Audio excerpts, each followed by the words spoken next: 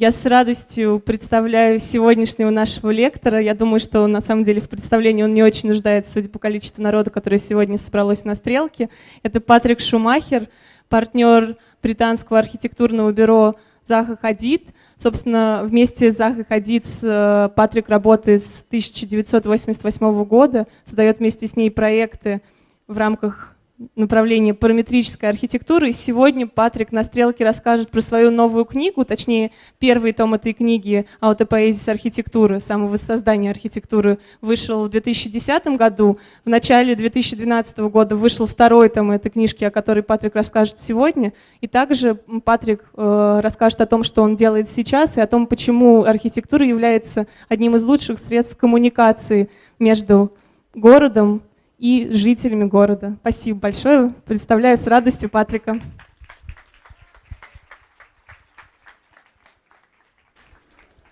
One, two, three.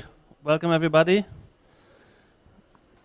This will be a rather long lecture. I start with images of well-known work, but also recent and new work. But then I will go into more of a theoretical part of the lecture, and I will talk about some of the theories and theses and positions I've been developing in the book I published in 2 volumes, The Autopoiesis of Architecture.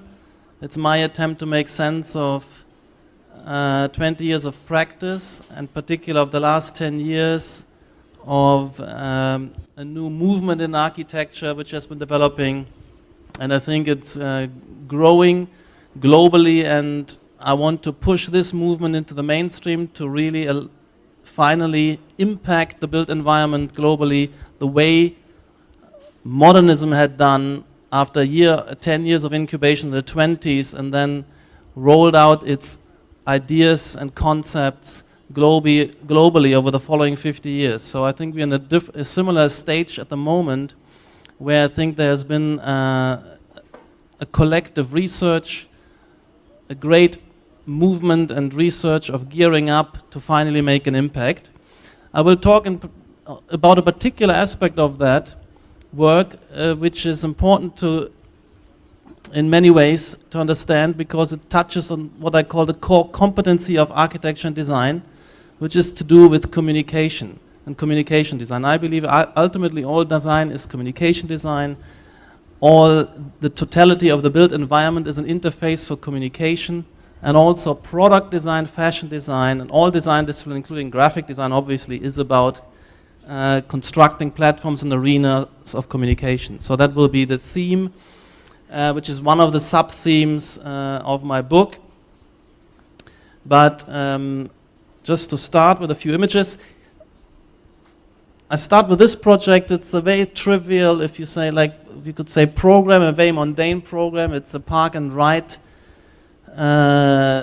interchange station between a car park, a tram station coming in here, and a bus station, and the car park crossing the road. And yet it becomes a kind of artistic intervention. It generates an identity, a legible space, and it communicates its function and orients user in this fashion.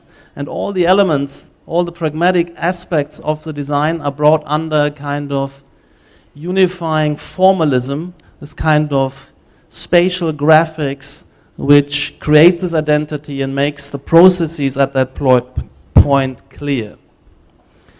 And so we've done, of course, we've designed a lot of museums and cultural spaces which are very important, hubs of urban communication and professional communication, but also work environments like this for BMW, or, as I said, museums, like the museum here in Wolfsburg, of course the Rome Museum, which has some of the features of that new style. Like all of the work I'm presenting obviously represents parametricism, that great new style after modernism I will be analyzing later, but I give you the visuals here. The Rome Museum is embedded in a kind of urban context. It creates connections with historical elements. It affiliates to urban directions and creates this kind of communication hub for the arts, for the design disciplines. It has a very coherent, again, formal language, both on the exterior and creating urban spaces and semi-urban spaces, and continues on the interior with that. There's a kind of coherency and identity of the place, a logic which articulates spaces which are all about gathering people into kind of communication scenarios and communication situations, so that at the end of a visit to such a place you had a very rich experience with many gathering lots of information, meeting lots of people. So I'm just clicking through some of those projects. Most of them you might be familiar with. So this is a space which continuously moving, shifting, drifting through. There's not an object. It doesn't have separate rooms, but a continuously evolving, changing space. With every new step, new things fall into view. And there's this idea of simultaneity of presences. So you standing here inside, you can look to the urban environment, you can overlook back to the outside and through back to the inside at different places. So it has a kind of richness, depth of vistas, complexity, and brings people into these kind of communicative constellations. So wherever you are in that building, you have multiple choices where to move next. You see people in different levels, and it's this kind of communicative scenario movement. Perhaps this building is interesting. It's a train station which has different stations. We're all part of a family, so there's a clear identity, a thread, but it has a condition of an underground station, an overground station, a station on the slope, and an arrival at a plateau, all different yet of one kind of genotype, adaptively articulated in different conditions, like an organism would, or a general building plan would adapt to different environmental conditions. The Opera House in Guangzhou is 2 volumes, so it generates a lot of interesting in-between and outdoor spaces. There's an artificial landscape which interarticulates with the volumes, which has program embedded within it. Here again, it's a kind of creates a little coherent world with its own laws and logic to follow. There's outdoor spaces also under the plaza, in between spaces, and the connection from outdoor to indoor is very fluid, very continuous. You can have communication between inside and outside. And again, you have offerings and aspects to move through, above, below, in all directions. There's a deep layered space, kind of space of simultaneity. And then you step into the auditorium, it's yet another world, but it has its own richness and complexity.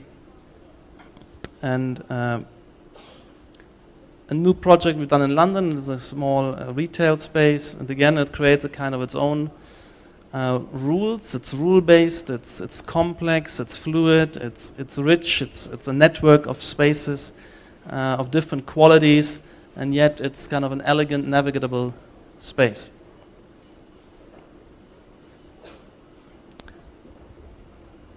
This is the villa we're doing here in Moscow. And it's also quite rich. It has a different parts. It integrates into a sloping landscape. These pull out so that you get a view across the canopies. Here it has a fitness area, social space, and I think a villa is basically in the end a space for communication, to host great parties and have where you meet lots of people and get into contact, and it's going to be a great space for parties. And this is at the top, the more private areas where you're actually out there overlooking the landscape. And we're currently working on the interiors. The Aquatic Center in London is a big kind of shell integrated in the park. It's like a pavilion in the park. It has 2 pools, the main pool and the secondary pool. And there's a kind of an open structure. These seats will disappear later, so the landscape flows through the space, if you like. The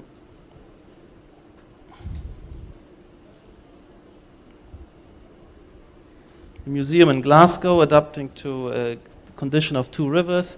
It's a kind of simple path through the museum and integrating a ship outside into the kind of sequence of exhibits. a new project. We're just completing.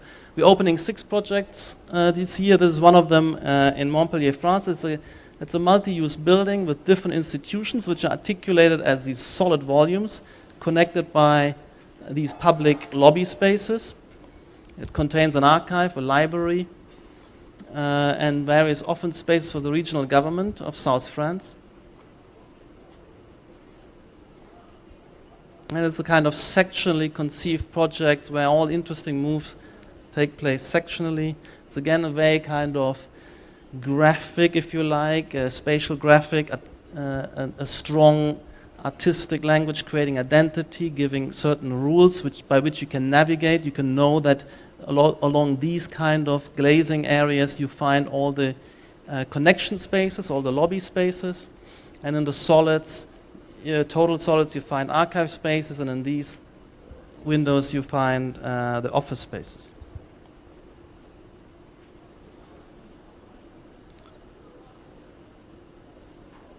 And that is experienced both inside and outside, so the logic is also clear from the inside with these kind of sectionally interesting lobby spaces, hub spaces.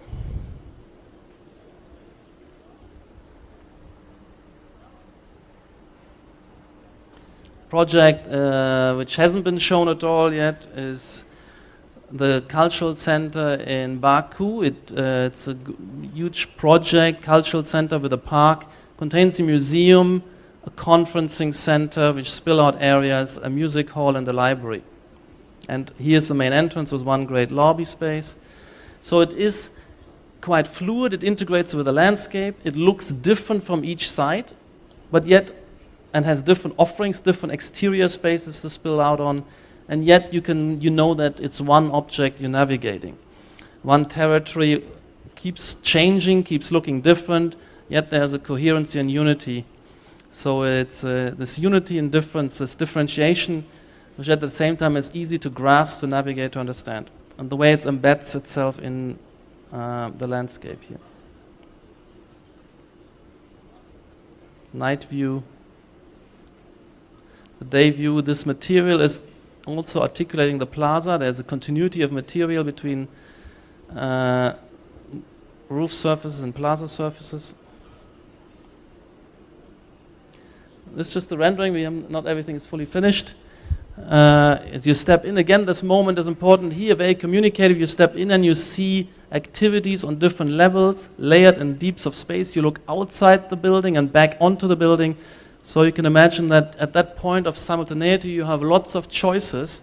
You can grasp what's going on, don't miss everything, and connect and make efficient use of your time to get the most of every hour of your life, if you like. To kind of continuously re-network yourself. We live in a network society where we have to continuously be in touch.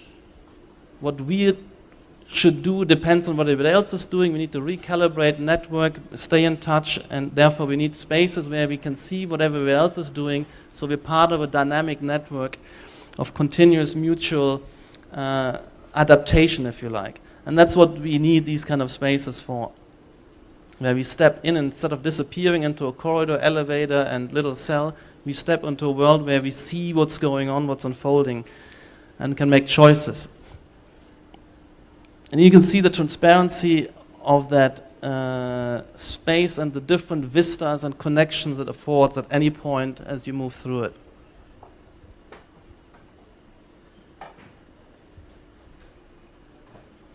So this building is the museum part, will open later this year. The library part, it cascades up into the tall part, up to 80 meters.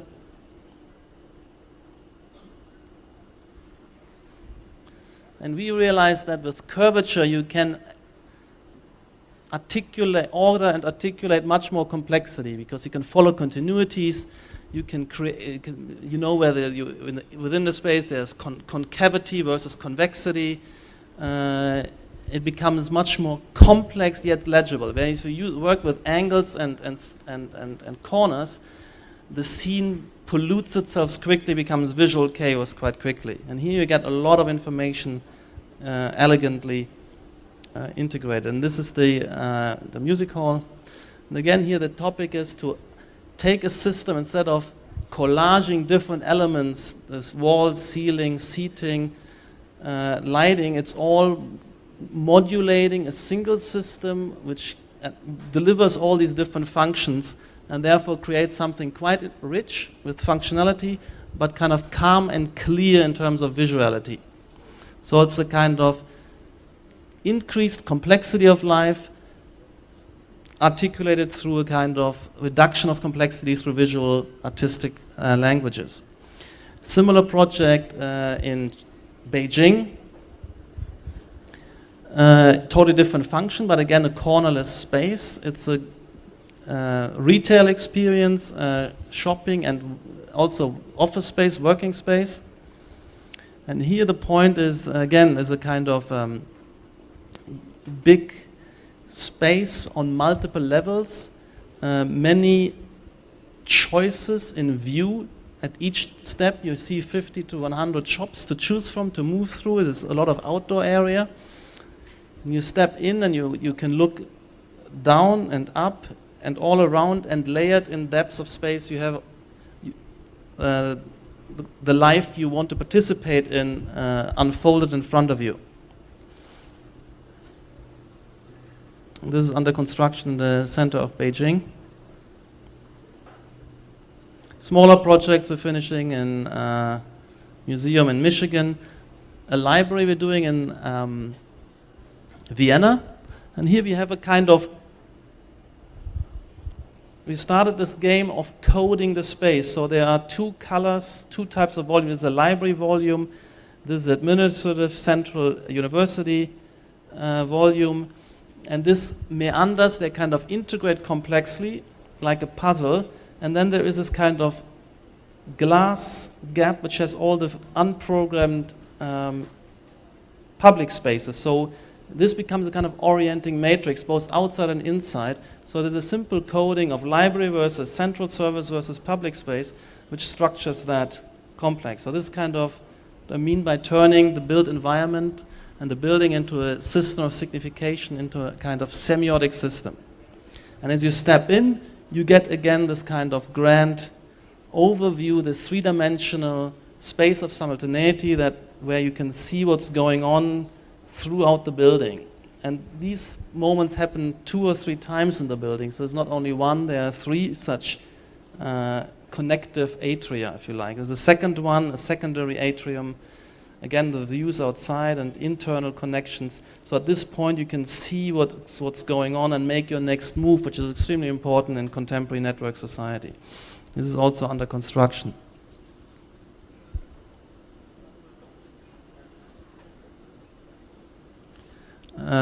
Similar program, this is a research and development facility which contains office space, laboratories, contains a library, conferencing center, and a lot of covered outdoor area. And this is in Riyadh for the energy industry. It's also adapted to climatic conditions, so there's a lot of courtyards oriented north. It has a lot of smaller perforations to the exterior and into the courtyard, larger glass areas, and a very kind of communicative texture of outdoor areas connecting. And this is also under construction at the moment. So it's all about differentiating a field which continuously changes but has a logic and order, so you can follow these vectors of transformation from the large to the small, from the intimate to the public, and you can kind of follow these logics and navigate such a field, which makes, in the end, sense, because it is constructed on rules. The bridge we finished in Abu Dhabi. And here, in fact, as well, there's a kind of uneven rhythm of arches because there's an island we had to hit and a larger opening and a smaller opening. This also implies to urbanism. So we have here a piece of urbanism in Singapore where we're starting with a very disparate area of collage of different zones and we coming in and connecting with our texture to different conditions in a nuanced way, and then create a kind of continuously differentiated field, so there is a lot of difference offered, but it's ordered in a way that it integrates with the context and that you can follow the logic of this topography, and it's also under construction. Of course, we're also doing towers. Towers is a very difficult topic in terms of network society. We need towers because we need to get dense. But within the tower, of course, there's the question, how do we remain connective within? So we're working usually with big atria, and we're trying to differentiate the tower to have interesting interfaces with the ground surface, bundled towers or towers which connect with bridges. So how to create towers or open up and make wide at the ground to have more context, how to make the tower to participate in that new level of complexity. This is the kind of networking game. And we finished one tower in Marseille, which does some of that. It's very narrow, fits into a context, it opens up broader at the base. It actually also connects here with the horizontal building, and has a series of different types of spaces inside. Finally, a tower which has not been seen yet for the central bank in Iraq on the river Tigris. It's also very communicative. It opens up. It has a great kind of atrium and navigation space with panoramic elevators. All the bank vaults are here. It connects to a podium. And these kind of structures are to do with the shading as well in a very hot climate. So it's not a glass tower, it's a kind of environmentally adaptive tower.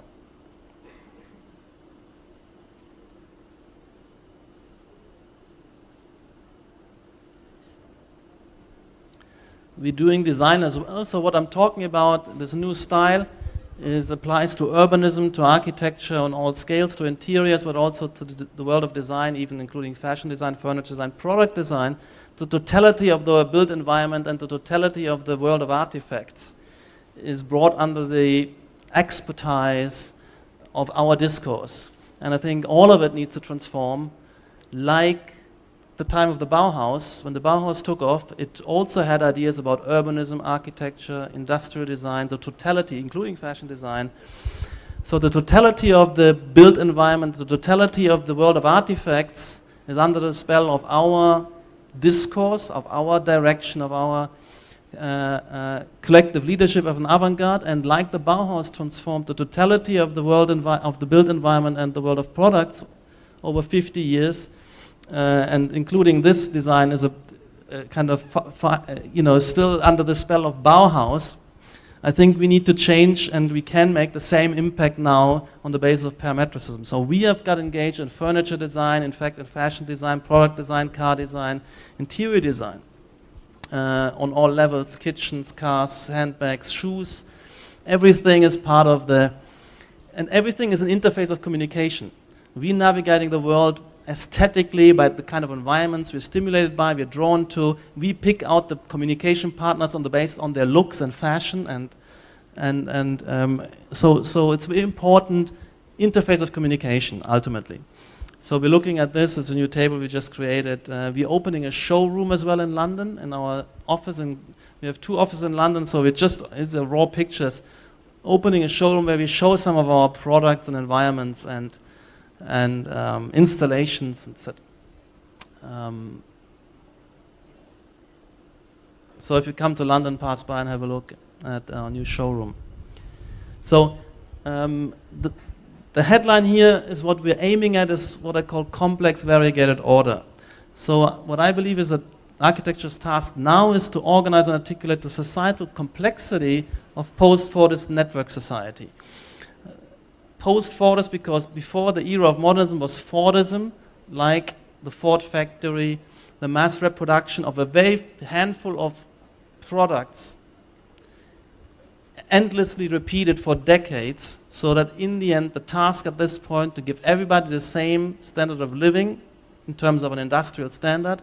Everybody the same house, the same car, the fridge, television, telephone, etc.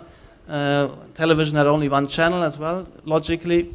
So this was the era of modernism, where you had to be efficient, you know what to produce, and you just focus on dividing the work into small parcels and let everybody beaver away for decades doing the same thing ever more efficiently. Now we're in a situation where we have to continuously innovate, cycles of innovation. We have electronic capacities, which means that we can reprogram robots to do something different every hour, every day. So what we're doing, we let the robots work, but we need to collectively think through and design and develop new products, new processes, new ways of living. And that's why we are all kind of engaged in research development. That's why we have to talk to each other all the time and plan in multidisciplinary teams what the next move are. And that's why we need to stay in touch, be networked, everybody with everybody else continuously. It's a totally different challenge for an urban matrix to order and organize this much more rich and complex network of communications. That's what architecture is to be doing. And it can do that in a new way, in a more powerful way, with new tools, the way we work with algorithms and scripted systems, where we allow urban textures to self-organize according to rules, which are able to kind of adapt closely and intricately to complex environmental conditions. We can give particular constraints and criteria to these processes, and in this way we can create something which has much higher levels of intelligence, something we couldn't do intuitively, we couldn't do by hand. So parametricism is that new direction. The values are complexity, intricacy, but also legibility, of course, of complex environments, differentiated environment.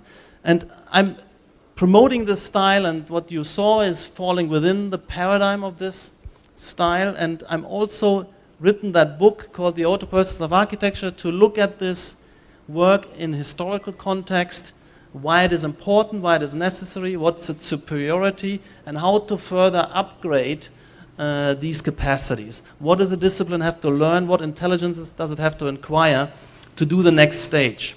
So I'm talking about the unified hegemonic style, which is in the formation, and it's argued for by a unified theory. A theory which has been developed in these two volumes. The first volume sets the theoretical framework. I'm arguing for architecture in the context of a theory of society, which is a communication theory. I'm arguing that today, more than ever, all problems we face are problems of communication, and all solutions are generated through meaningful process of communication. So and there's a sociology which describes society as a process of communication, as a communication process, and I believe that architecture participates within that, and that all our products, the spaces we offer like here, they are communications. This space invites us into particular communicative scenario, into particular setting with particular expectations, and that's what it's all about. In the second volume, I'm looking at in more detail how we can enhance architecture's capacity to deliver into that new network society. You can look up my website where I have links to the book and to some of the articles and interviews which I've been giving and writing for a while. So the thesis is that parametrism is a new epochal style after modernism. There have been other styles like postmodernism and deconstructivism. They were transitional styles. They were the first reaction to the crisis of modernism, the impossibility of continuing the way the 20th century has been operated. And this impossibility also showed up dramatically, of course, in the collapse of the Soviet Union, which was built on the Fordist paradigm of mass reproduction. And it's the most extreme form of modernism you find in the Moscow suburbs and in some of the industrial cities created in Russia, like Magnitogorsk. And this paradigm of developing society could not continue. So postmodernism was the first reaction, then deconstructivism, but these were temporary attempts, and out of that evolved the best ideas and aspects were selected by what I now call parametricism. So the essential definition is that all elements of architecture have become parametrically malleable. That's important. And the advantage of this malleability of the elements is that they now can go into connection and association with each other. They can react to each other, adapt to each other, and therefore they create intense relations within the building complex, but also of the building complex into its context. So in the end, everything connects and communicates with everything else. So we have the ontological shift from this kind of repertoire, where architectural composition for 5,000 years was nothing but taking these primitives and just adding them up into compositions, 3, 4, 5 of them.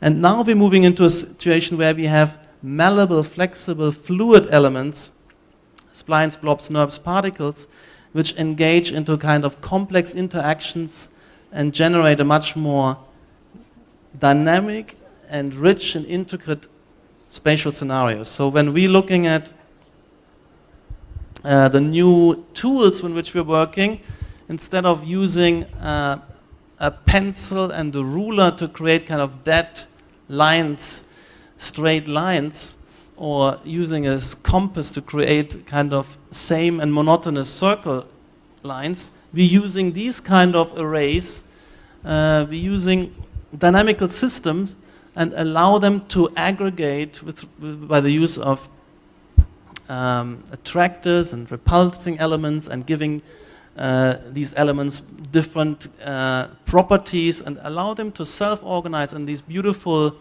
legible, complex ordered scenarios. And this is the way we're searching for designs, not by inventing or relying on the kind of poverty of our imagination and drawing a few rectangles or triangles. We are letting these systems search the solution space. And then some of our work comes out accordingly. So in terms of lines, and in terms of surfaces, of course, again, rather than just giving you a flat, dead, inert plate, we're having a surface that is sensitive to context, sensitive to impacts. It has its own kind of differentiating will to form, and it kind of is alive. It searches for form based on influences. And that's the way we develop the designs we're looking for.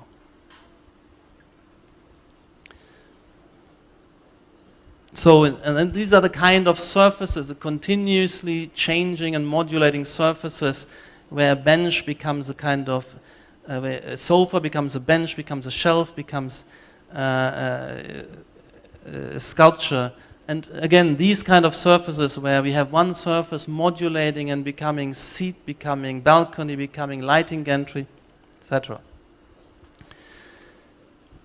And of course, we do the similar thing with volumes. When we do our massing diagrams, we're using metaballs and blobs and again, dynamical systems.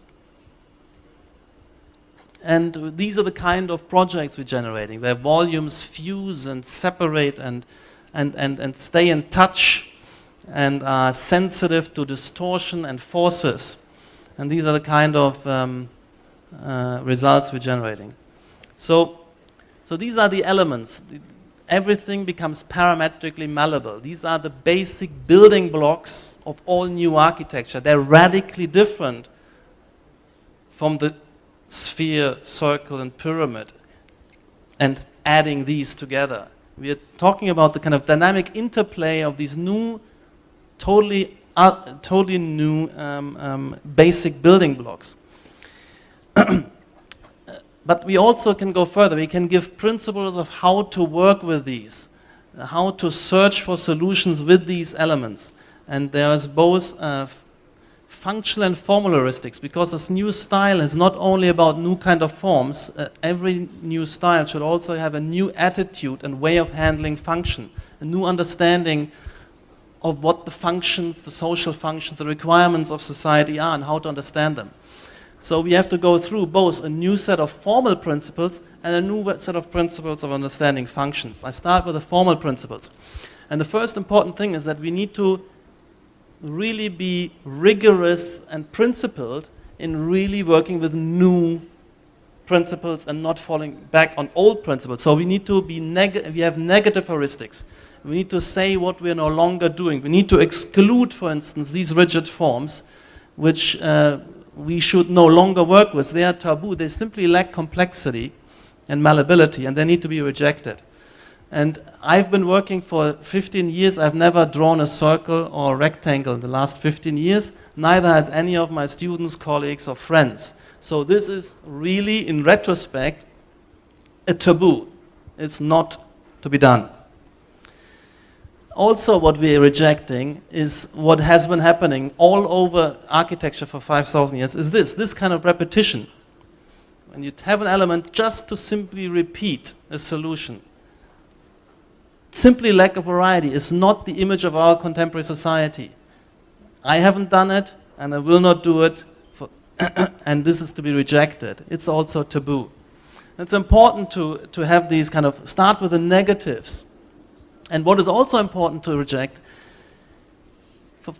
what has cropped up since the crisis of modernism. So modernism was all about these simple forms, separating out and repeating. Since the breakdown of modernism, what we had was this accumulation of pure difference, just the collage of unrelated elements. And Moscow City is an example of this. Just anything goes. I call that the garbage spill model of development. You can just throw anything together and just add anything whatsoever. And this creates that visual chaos, that lack of order, where you cannot navigate, you cannot orient. And this kind of pure difference, which is in fact what happened in the last 30 years all over the globe, which is in fact responsible for the fact that everything looks the same. Because if you take a garbage can, all the garbage cans have different stuff in it, right? It's all different, but this difference cancels each other out. In the end, the garbage spill looks the same. It becomes this white noise of sameness. There's never identity. So if you just agglomerate pure difference, you never build up order, complexity, identity, recognizability. So that needs to be rejected. So where are we going if we're rejecting the principles of architecture of 5,000 years, and we're also rejecting what spontaneously has happened since the crisis of this kind of architecture? There is somewhere to go, and that is we're going to kind of natural systems. These kind of images we're attracted to, these kind of intricate interplay of the water flow and the topography is a kind of lawfully generated, variegated, complex order. You find it in inorganic nature, you find it in organic nature, so it's rich, it's diversified, but it's ordered. It has an internal order of proliferation and differentiation. And it has this notion again, complex variegated order. And that's what we're doing. And I think Frei Otto was the first to work in this direction. He's the first protagonist and anticipator of parametricism, because he didn't invent form or just repeat the known forms, circles, squares, triangles. He actually was allowing material systems, natural systems, to find form in a kind of complex balance of forces and boundary conditions.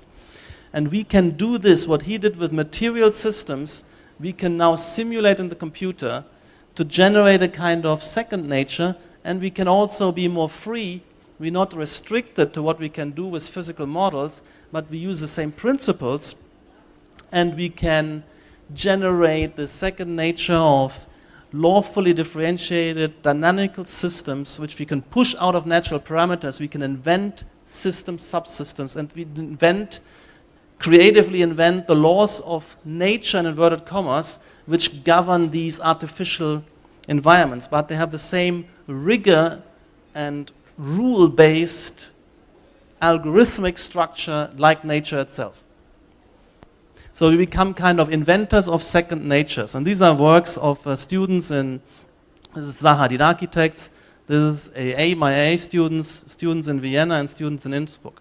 So it's become a global movement of developing this. So endless forms like nature, and we work like Frei Otto still with material systems. When we don't rely only on software, we're first going into a natural system, material experimentations, and then we translate that into try to bring that into the world of computation and develop this interplay between material logics, computational logics, and the same we did in the office was using dune formations, looking at corals and branching, erosion systems, etc. This has been a great inspiration out of nature, but also you can be totally free and artificial, of course, in inventing dynamical systems. But it needs to be rule-based, it needs to be algorithmic-driven. So that is what it looks like. We know what we're no longer doing, what are the taboos, but what are the positive principles which we always adhere to. And again, in retrospect, I realized the principles I'm delivering now, I've been adhering to without spelling them out for the last 15 years. So the positive principles is all forms are no longer rigid, they have become soft. So we always start with a primitive which is inherently parametric, inherently malleable. It could take many, many forms. It searches form and looks for influences and settles temporarily. And that means when you work like this, you always have hundreds of variations. And it could be a sofa. This primitive could also morph into the Chanel pavilion, etc. But most important, this form, this softness is intelligent. So I can build in constraints. I can build in some structural requirements, for instance, like here. These are catenary models for domes. And I can think of whole clusters of domes, networks of domes, and they are following a kind of structural logic of how they intersect and integrate. And yet I still have lots of degrees of freedom to navigate and search the space, but I know that it will be structurally sound, structurally efficient. So it's very important that we can have intelligently soft forms. We choose which parameters to fix and set as constraints and which parameters to handle intuitively to search the remaining solution space, if you like. And then we can generate such. The second principle is if we have these parametrically soft elements and we generate systems with multiple and many of these components, we need to make sure that we're not ending up with a kind of simple repetition. So instead we always differentiate. So we're always thinking of fields of differentiation. They don't stay the same. They kind of follow a kind of gradient logic of transformation and differentiation. And that's very important. And again, this differentiation can be made intelligent. For instance, it can follow environmental adaptiveness logic. So it's a kind of shading element, and as the shape changes direction against the sun exposure, the element kind of adapts to that. And what is good about it, it makes the element adaptive, it's technically efficient, but also when you move along the surface, you can orient. You know, even on an overcast day, where south, north, east, west. And you have a kind of, you know in which direction you're moving. So it's also oriented, and it's also communicating. Whenever you use rules, you allow participants to make inferences back and navigate. So we do that with a number of projects. You take directly engineering inputs, whether it's structural engineering input or here climatic information, and you can directly, your creativity lies in how you transcode the data map into an architectural adaptation. There are, of course, hundreds of different ways you could do that, but in each way you find in the end a nuanced adaptation where you have an optimal shading effect at each point, and you can also orient along such a surface. And the same applies to urbanism. So instead of dropping the same block across the field, an urban field, you can let a kind of field of urban typologies differentiate and morph, maybe in response to topography, maybe in response to other elements in the environment. And you generate something much more elegant and also much more differentiated in terms of uses. And then clients have lots of different things to choose from. And then you can observe the market and reinforce and change your model to follow also market demand, if you like. The most important principle is once you have these differentiated systems is that we need to correlate within. So the correlation is the kind of associative logic of the parametric model, where the different subsystems now respond to each other, recognize each other, adapting to each other, resonate with each other, so that one system interacts with another, and in the end, the different systems become, in a sense, representations of each other. So the first system here is the system of folds and pleats, which delivers the space, the balconies, etc. The second system is that swarm of lights. And this swarm of lights has a rule of how it flies into that surface and settles according to rules. And therefore it becomes a kind of representation of these folds. There's an interaction, association between two subsystems. It's like a flock of birds flying onto a tree. And every action has a reaction. So when a tower hits the ground, it not just stops dead. I'm inviting you, or the dogma here is you have to invent a reaction. There needs to be an impact, a repercussion, an association, a kind of correlation. So where the tower hits, maybe it generates a kind of crater of ripple effect, which become a kind of inverted podium where you can have the retail, etc. now in that crater. Or here a tower which is a multi-use tower. It changes from a square plan to a T-shaped plan to an H-shaped plan. It changes from correlated with retail, office space and residential space. And then the facade pattern also associates and modulates. It's a kind of rule of association where it changes from a closed facade to a curtain wall facade to a kind of balcony facade. So the system has the capacity to correlate and respond and modulate relative to function, relative to tower shape. And of course you can, in the parametric model, you can associate the various subsystems and components so that they change together, but in effect in non-linear ways, in non-trivial ways. And here's an example of a tower where I say, you take, for instance, the different subsystems of the tower, the skeleton, the structural subsystem, it is not just the same all the way through the tower. That's the way the modernists did it, but it's irrational because the forces accumulate. The bottom has much more vertical forces. The moment forces accumulate at the ground. So there's stability and stress moments are much, much higher at the bottom and much less at the top. So I think you need to differentiate the skeleton along the vertical axis. You can also assume that the tower is communicating with other towers, so it leans over.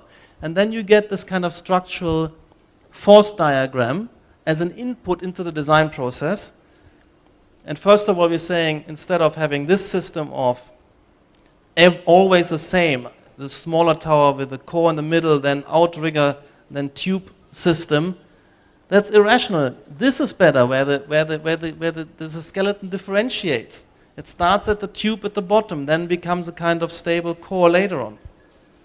But what is important here, to go back to the example, you can take engineering input, this time it's structural engineering input, and you just invent, your creative work is now to invent a transcoding, a script, which takes this structural information and translates it into a kind of structural, architectural network diagram.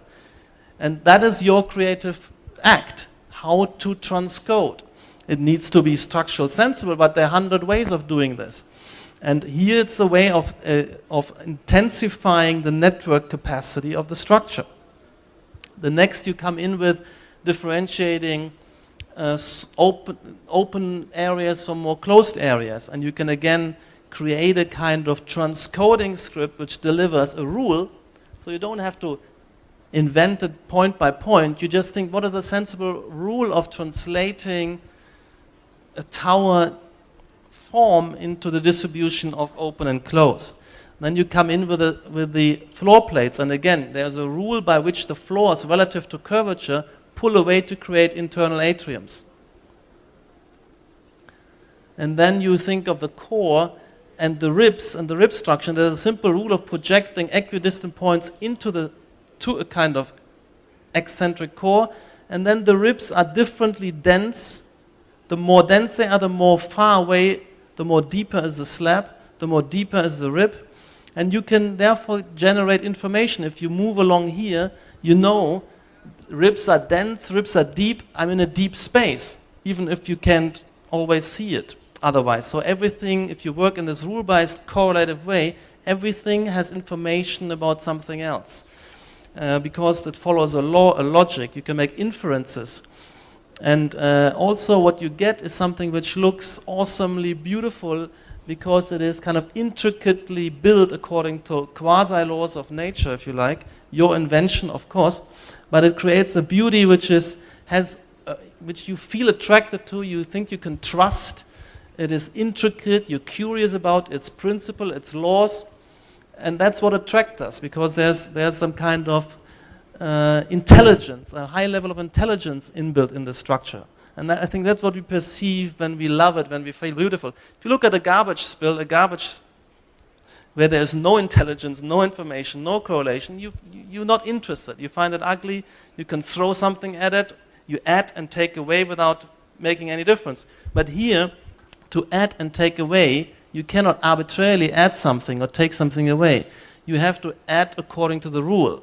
And if you add a whole new layer, you have to invent a rule system which settles this new layer onto that. For instance, the facade.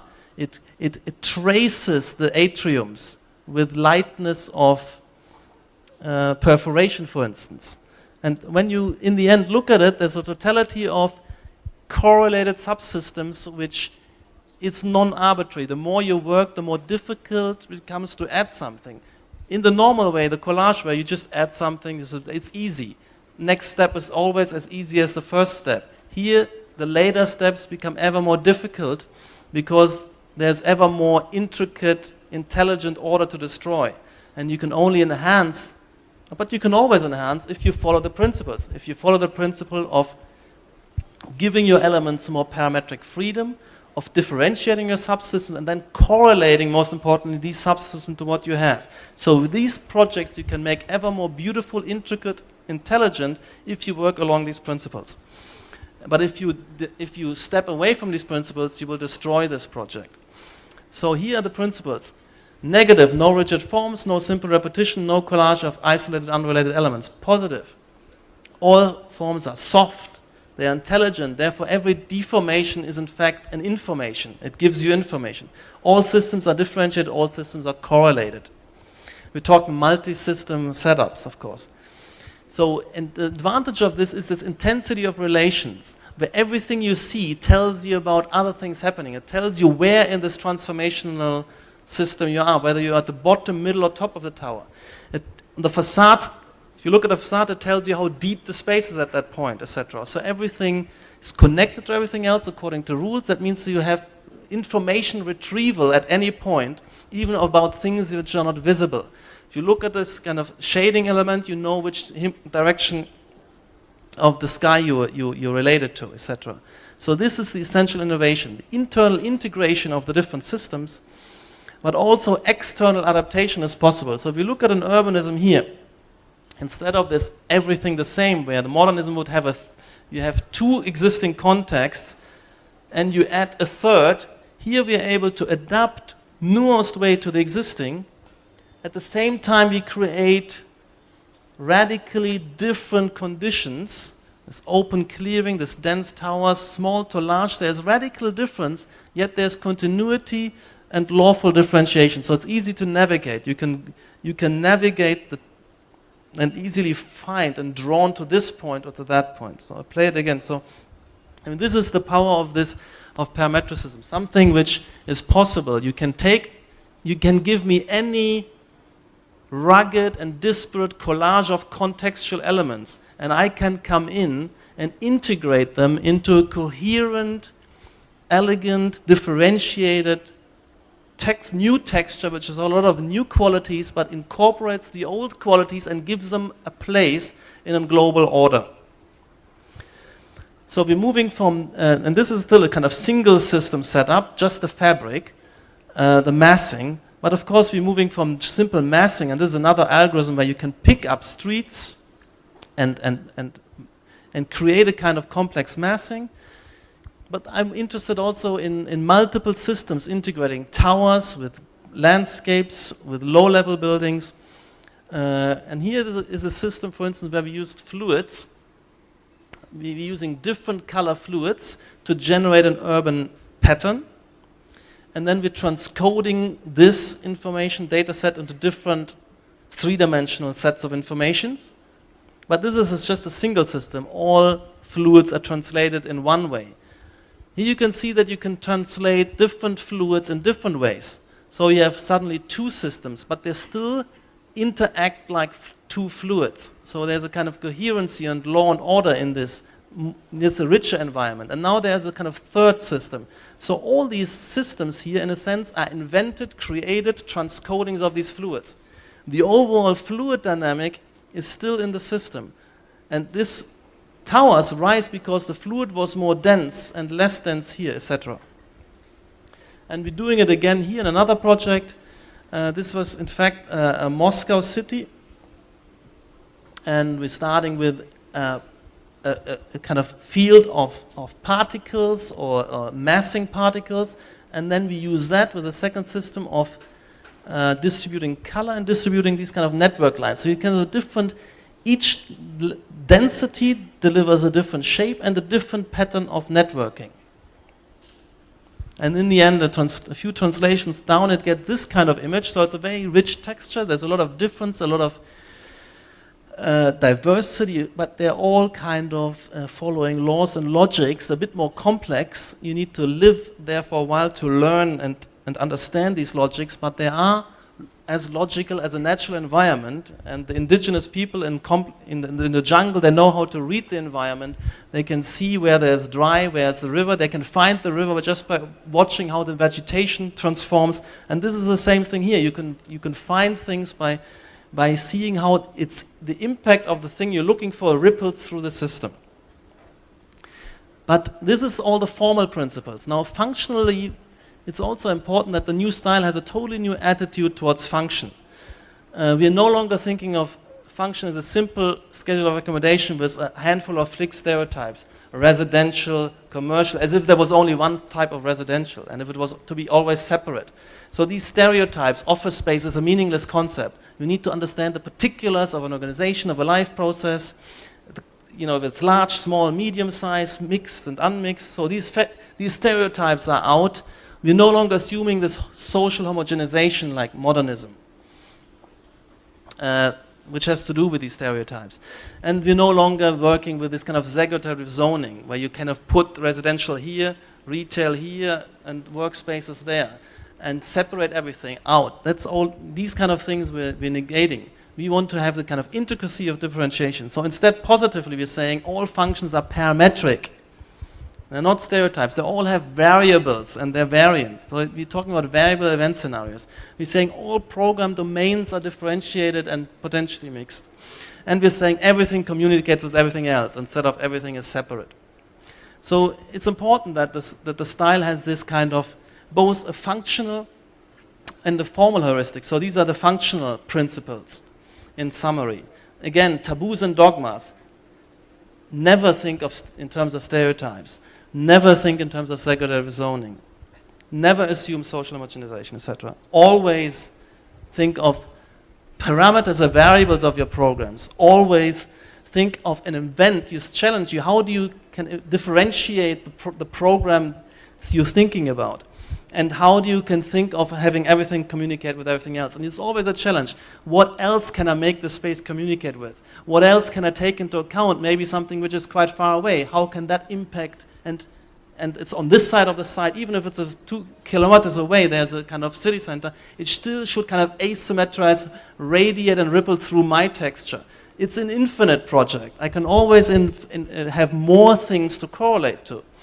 So that's a kind of heuristics which the more I work, the longer I think it through, the more intense, the more beautiful, the more enhanced the project becomes. So these heuristics are ways of self-criticism. I'm still too rigid, I'm still too stereotypical, I'm still working with repetition, and they're invitations to continuously upgrade your project. That's why they're kind of principles of, let's say, progressing a project, and I use that as well. And I can criticize all the works I'm showing with these principles and show where I haven't gone far enough, what the next step should be.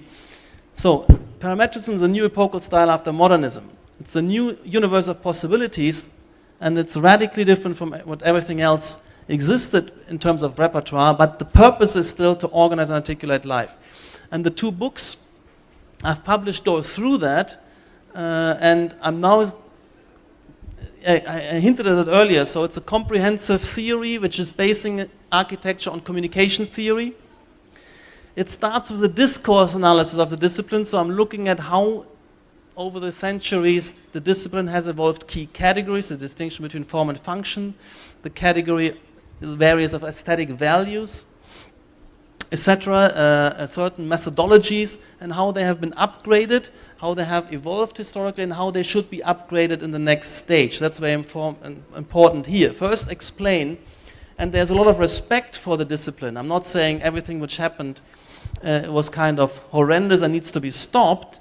I have a lot of respect for the evolution of 500 years of architectural intelligence, and each stage brought progress as you move from the Renaissance to the Baroque. There's progress into historicism, into modernism, but yet there's a next stage. And what is the next stage? How to upgrade the discipline. And the theory has the attempt to integrate various partial theories one might have. For instance, most importantly, you need to understand architecture's unique societal function, to understand the core competency of architecture. How it is to be demarcated, for instance, against engineering. What is different between architecture and design and engineering? And I think there's a big difference. Engineering is dealing with the kind of technicalities of an environment, and architecture deals with its kind of communicative capacity. It's also quite different from art. In design, I mean, there seems to be similar to an art and still confused with art. Architecture is also confused with engineering. It's very important to be clear what is so different against engineering, what is so different against art. Art never is instrumentalized. Art always remains this free play, this never taking a stance, never kind of implementing and taking responsibility. There's a theory of the design medium because it's very important, as you can see, the totally new tools and media of design. We need to understand the importance of the medium with respect to the universe of possibility it opens. There's a theory of the design process. There's a theory of aesthetic theory. Aesthetic values, they are shifting, they are evolving, they're different now than they have been, and the importance of aesthetic values. We are living by aesthetic sensibilities. We don't have time each time when we step into an urban texture to analyze the pros and cons of a particular performance. We just navigate by intuitive aesthetic value. That's why we pick out our communication partners, why we pick out the environment. So it's very important, but it's important that we historically upgrade, that we, for instance, collectively learn this kind of lust for complexity, that we love vital and complex environment, that we're not kind of scared by it, that we love change and the dynamism of life, for instance, and that we therefore also love these dynamic, complex environments. Because if you don't like them, you pull away, you can't participate, you will be unproductive, unhappy, and a kind of sour grapes person. So it's important to understand that aesthetic values are what we always navigate and act upon, but at a certain point we need to step back and reflect and critique them, select them, and then kind of rely on them once more. And that's what these kind of principles are doing. And there's a few more. And the important thing, also a theory of style, because I believe the concept of style is important. These are the great epochal paradigms of architecture.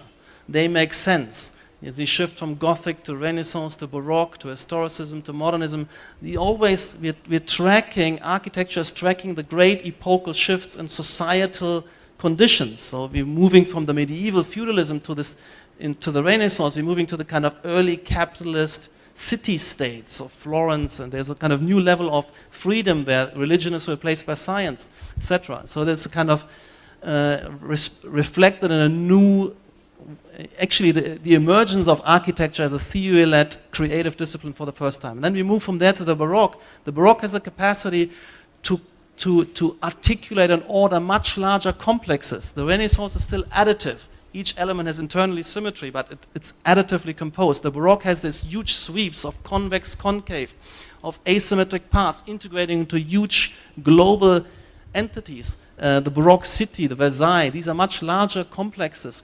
And the Baroque has the capacity with this plasticity and this deep relief and curvature to draw much more larger complexes together. So the Baroque is superior to Renaissance. And again, we can go through historicism, modernism. In each new era, there's a new style, and as modernism collapsed, we still haven't found, well, I think there is in the avant-garde, a new style which can claim that, take that stage, but it's yet to happen, and invite all of you, of course, to participate in this. What is important here is that architecture, what it really does is it frames communication. It allows all of us in this complexity of communicative situations and institutions which society consists of, thousands of different types of events, of types of communication, of types of characters and lifestyles and work relations need to be ordered. And they ordered through the environment. If you imagine a city like Moscow, with all the things you have to do on a daily level and all the people, institutions and places you have to find to do your things you need to do, if you imagine there's no city which tells you where everything is, and you have a huge kind of empty tarmac surface and everybody is stripped naked, so you have no information. Nobody knows what to do, where they are, who they are. Nothing can take place. So what the environment does, not trivially keep the rain out, that's also engineering stuff, but the point is it orders us, it sorts all of us and all the events so that we navigate the city like a matrix where we can find appropriate and relevant communication partners in situations which are specific. There's a difference between a bar and entertainment and a nightclub versus a conference setting, a meeting, a lecture, all these different events, types of situations which we need to go through. This is what the urban matrix and the architecture does as an ordering system, as a language, as a semiotic system ultimately, a system of signification, which brings us together and puts us into the right mood, into the right constellations, like this kind of lecture, which is different from a seminar, it's different from a workshop, and each time we need settings specific. And that's what architecture delivers. So social order requires a spatial order. Architecture provides, in fact, the long-term social memory as a necessary substrate of evolution. So I'm saying, not only now we need the city fabric, always already, all societies needed the built environment, the complexity of it, as a social memory, as actually only through evolving this built environment was society evolving. Without a built environment, you would still be kind of flock of apes roaming around, no progress, no cultural progress, because no DNA equivalent. And we have an evolutionary process of organisms because there's a DNA, a material substrate, which accumulates information and reproduces this information through trial and error and includes new information, and that's reproduced. And this kind of material substrate, which is accumulating through trial and error information and then is stable, cross-generationally stable, can accrue and build up. That's the city. The city is in fact the physical DNA of cultural evolution. And without a city, no society. So this is the way, through this kind of device, and this now can build over decades and centuries and become richer and more complex, we can actually become a social organism, if you like, more complex than a flock of apes, which every new generation they have to relearn, they kind of have no substrate, no cumulative buildup of order. And this orders society, it orders a particular subset of a larger group, it orders it in different status groups, it orders different activities, so you remember what to do, when to do, there are rituals which cling to this, there is religious, and this is what happens. I mean, this is like an information processing substrate, a kind of cumulative text, which tells you who is who has which responsibility, who can marry who can at what age cross a certain threshold, and what to do in a kind of ritualized, and that is stable, that can reproduce and now accumulate complexity. And you will also not find any society without this, without enhancing the social order through making social demarcation distinctions. Like the difference between male and female, we are still radically coding that. So it's in a split seconds. If we wouldn't have makeup and fashion, we might not even know who is male, who is female.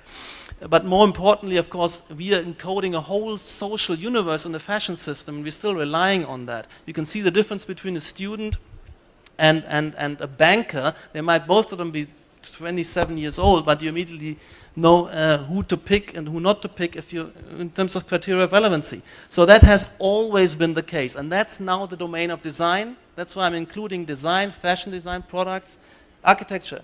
And also these kind of morphological, this kind of iconographic enhancements which we do to ourselves, we also do to our buildings. It's not only the natural morphology they have, which we recognize, but we are kind of ornating and ingraining, making speak these architectures. And this idea that architecture should speak was, of course, what was the demand of postmodernism. When society became more complex, lifestyles differentiated, this monotony of the Fordist city, which was perfectly correct for a society where everybody had the same life, getting up at 9, going to the factory, getting the same, doing more or less the same, in that big kind of division of labor, that was perfectly fine. The image of the modernist city is the image of the modernist Fordist society, and there was a universal consumption standard. But now we're talking about architecture needs to speak again much more complexly, and we're moving from postmodernism,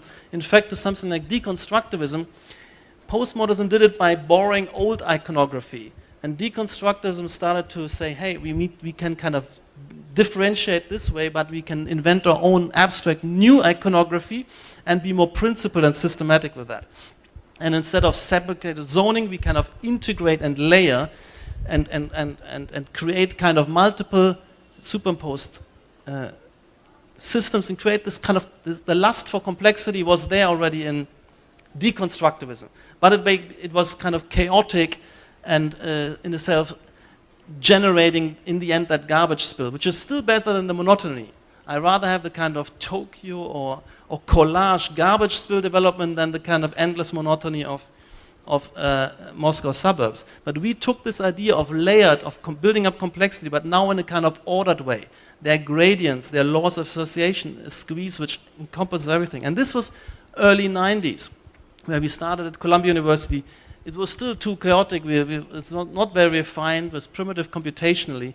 But then we worked through the 90s on this and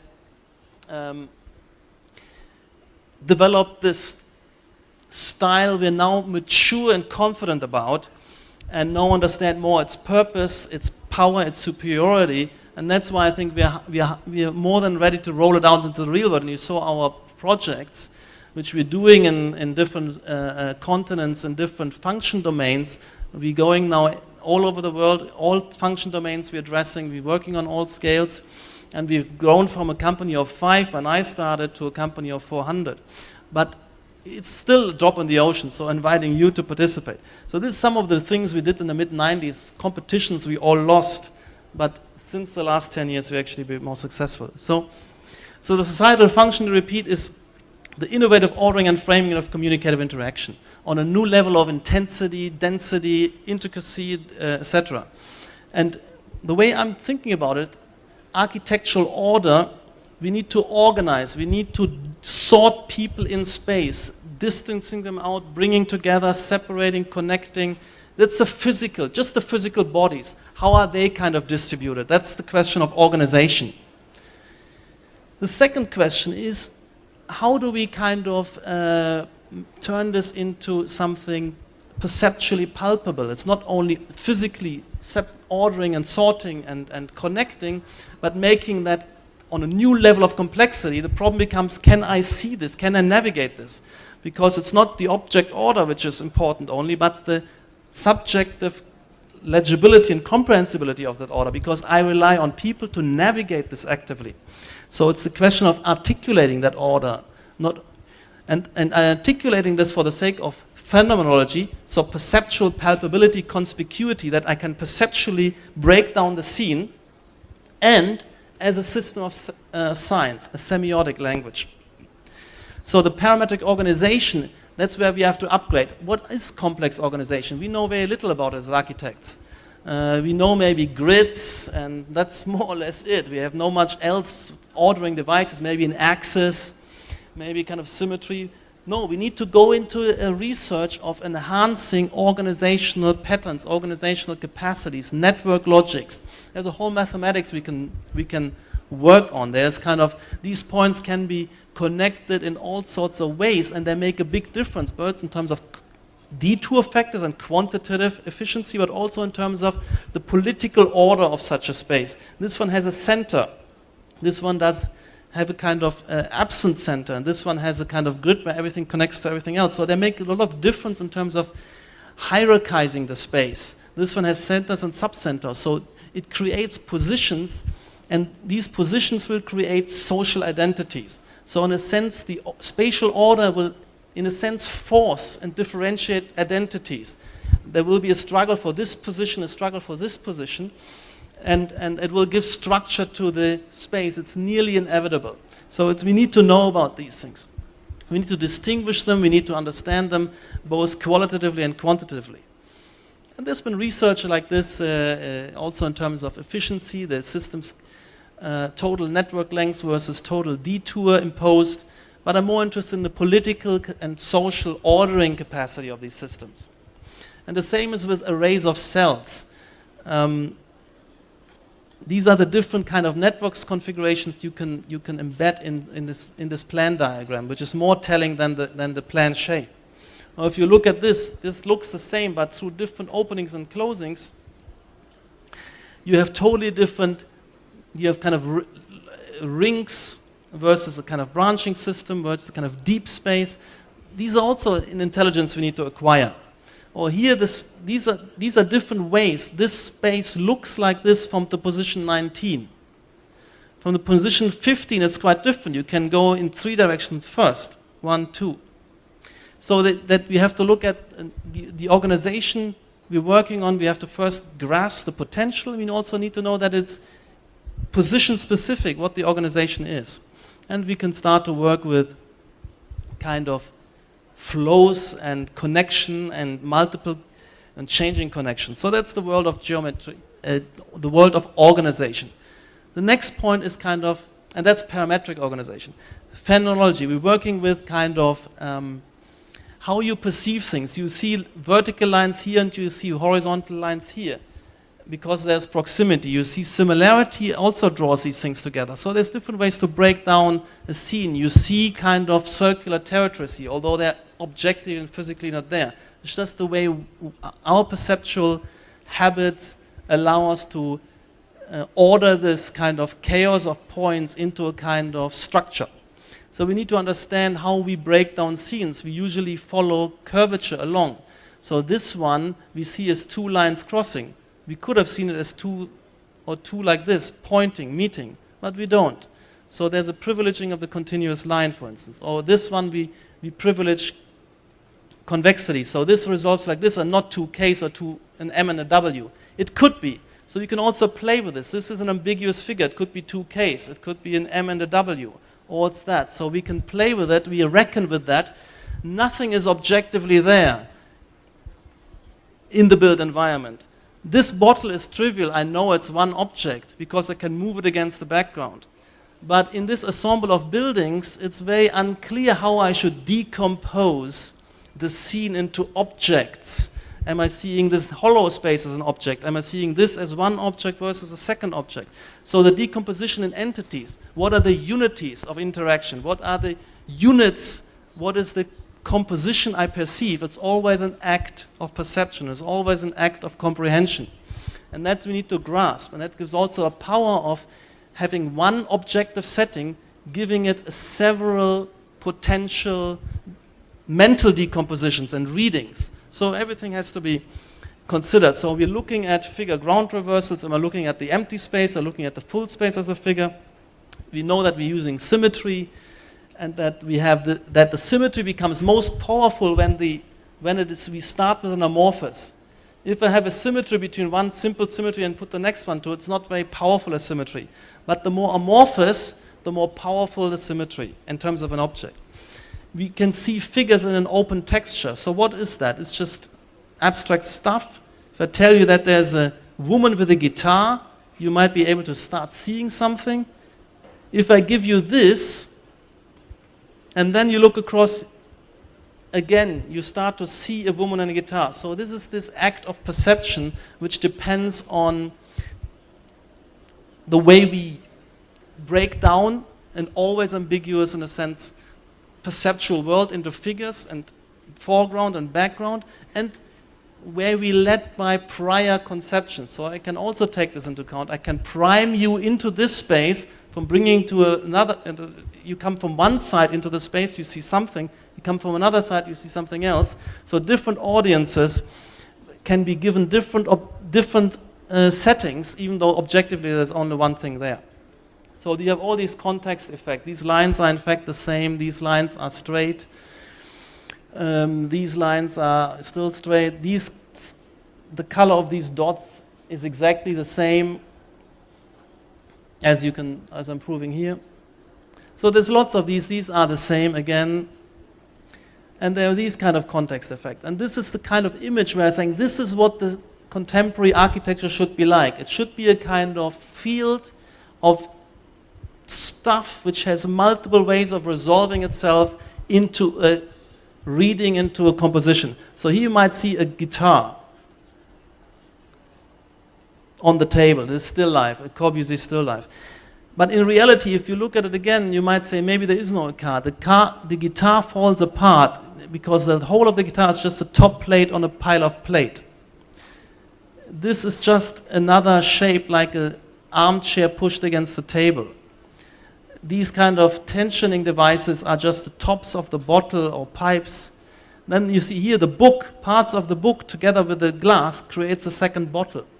So these are the kind of games, perceptual games if you like, we always in fact are at play, and we should upgrade our architectural intelligence to play with this consciously and work with this consciously, simply with the fact because there is no objective constitution of the built environment. It is always a reading, and we can guide that reading, we can work with that reading. And there are always multiple readings depending on observer position, on observer history as well, and how much we are socialized into environment. So this is a kind of sculpture by Michael Heitzer. You can see a kind of set of fragments which resolves itself into a clear figure from a particular view and then dissolves again. And we've done that with a number of projects. This is a kind of cluster of tower, and this is the same cluster looked at from different sides. And you can now see the same transformation happening. This is one objective happening which has 4 different perceptual registrations. So here you on this side you have opening up to the top. Here you have opening up to the bottom, and here you have something in between. So these are images of the same model. In top view looks actually quite chaotic. So this is the way we work with this. Or we're looking at this, an objective geometry, seemingly a square grid. As the camera moves, it changes into a circle packing. So it is objectively similar. It's a certain shape, but it appears as a grid at one stage, as a circle packing at another stage, only by moving your perspective, your view. And here's the reverse. You have an actually, the top view gives you a circle packing, and in perspective shift, it at some points looks just like a grid.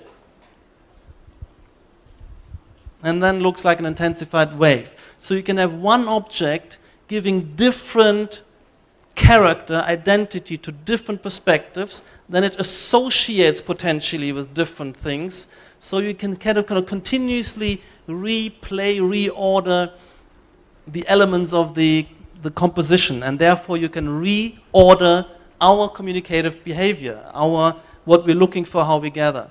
And this is another one where we just taking observer, the parametrics of object parameter, ambient parameter, light and shadow, and observer parameter, shifting. This is only shifting, obviously, camera position again. It just swivels. It's one object, static, stable object. Nothing changes in terms of the shapes, but they seem to be creating waves and individual blobs and then waves again.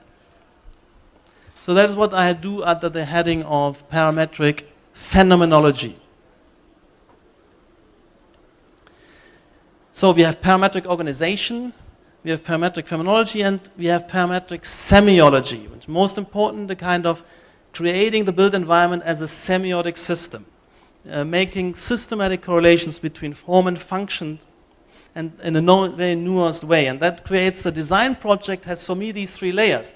I start with a general partie, with some kind of sense of organizing pattern, but we have to remember that it's going to be in the end relative to phenomenological resolution. And it's also in the end, most importantly, a semiological project, because we're not only perceiving, we're reading these things as signs. So, and signs have the kind of domain of the signifier, which is just this physical stuff, and the signified, the meaning this physical stuff points us towards. So in terms of architectural terms, you see a kind of surface and you realize this is the plaza, I'm allowed to go here, I might expect certain people here, I can behave in a certain way. That's the meaning of that surface, is in fact our behavior relative to it ultimately. It's function, its use. So the meaning of a word is also its use, as Wittgenstein told us. The meaning of a certain word, hello, is its function, its use, what I'm doing with this word. And the space, the meaning of a space is its use, form signified function.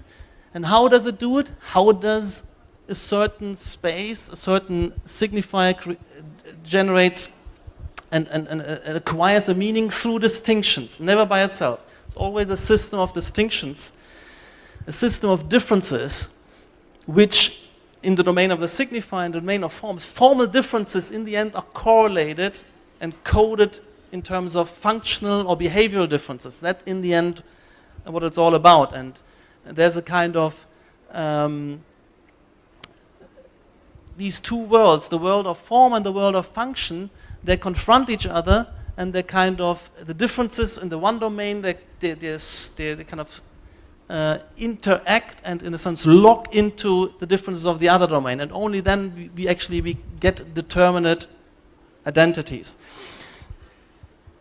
And each language sets up different differences and cuts up the world in different ways, and that makes also that these different languages might not be translatable into each other, because in the end it's not meaning to meaning or one word with one meaning, but a system of words builds up a system of distinction which is then mapped onto a system of social distinctions, if you like. And you can look at now the visual languages, and it's very primitive, a kind of traffic sign system. And we can create spatial languages, a kind of coding of different relationships on a very abstract level. Something which is more closed, less closed, slightly open, totally open, a public space, more social space, a personal space, an intimate space. And we can do that with this kind of gradient, and then we can maybe now, with this kind of thing in mind, we generate fields, and we're trying to kind of read these fields with this coding in mind. And if we now program accordingly, in the end, if you navigate the space, you kind of learn, like you learn a language, through experience the correlation, not by learning a kind of vocabulary. We can kind of try to make the built environment very systematically with a grammar, with a vocabulary, with building it up as a kind of language. And you learn the language by encountering it in its use systematically. You don't need to kind of go away and learn this. You learn it kind of through habitually entering and working and moving through the space. And the unit which is significant in the architectural language is always a territory. Like in verbal language, it's the sentence, not the word. A word by itself has no meaning. If I say dog, you don't know what I'm not telling you anything. I don't know what I'm talking about. Why am I saying it? What am I saying? I'm saying nothing, basically. If I say sky, what? But if I tell you, take the dog out, then you know what I'm saying, you're doing something. The same as with architectural language. It's actually a territory. A single column has no meaning, for instance. just a kind of tone mark. I mean, materiality has no meaning. It's always when materiality, certain morphologies construct a territory, a space, and it doesn't need to be an enclosed space, just a territory, then that acquires a meaning, because as I enter or exit the space, that makes a difference with respect to what I'm expecting. If I'm crossing a threshold into a territory, I might have to adapt my behavior if I'm moving from outside to inside, from the public street into this courtyard.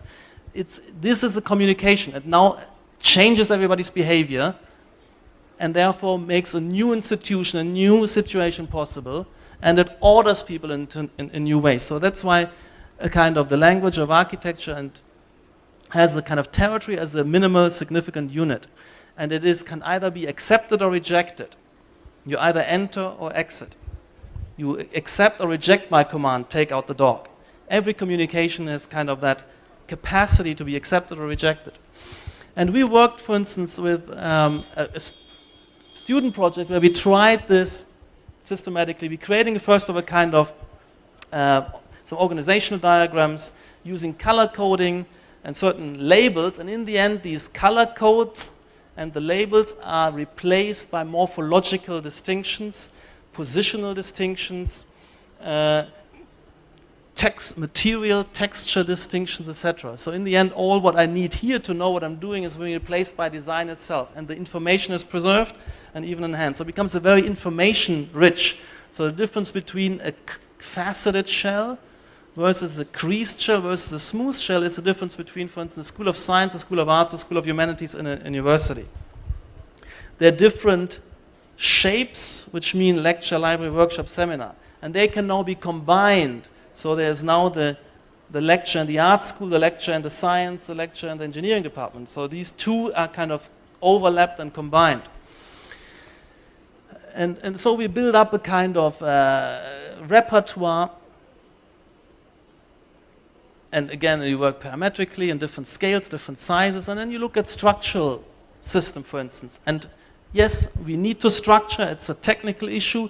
When I'm saying use it also as an articulation issue, use it as a coding issue. If the structure in a space gives the space character, identity, a large space has large beams, the direction of the beams gives you a sense in which direction is the space longer. If it's a contemporary engineering, a kind of a deep beam in the center means this is the center of the space. So if you have an intricate adaptive engineering, it tells you a lot about the shape of the space. You could also use it as characterizing a space. This is a large space, a public space.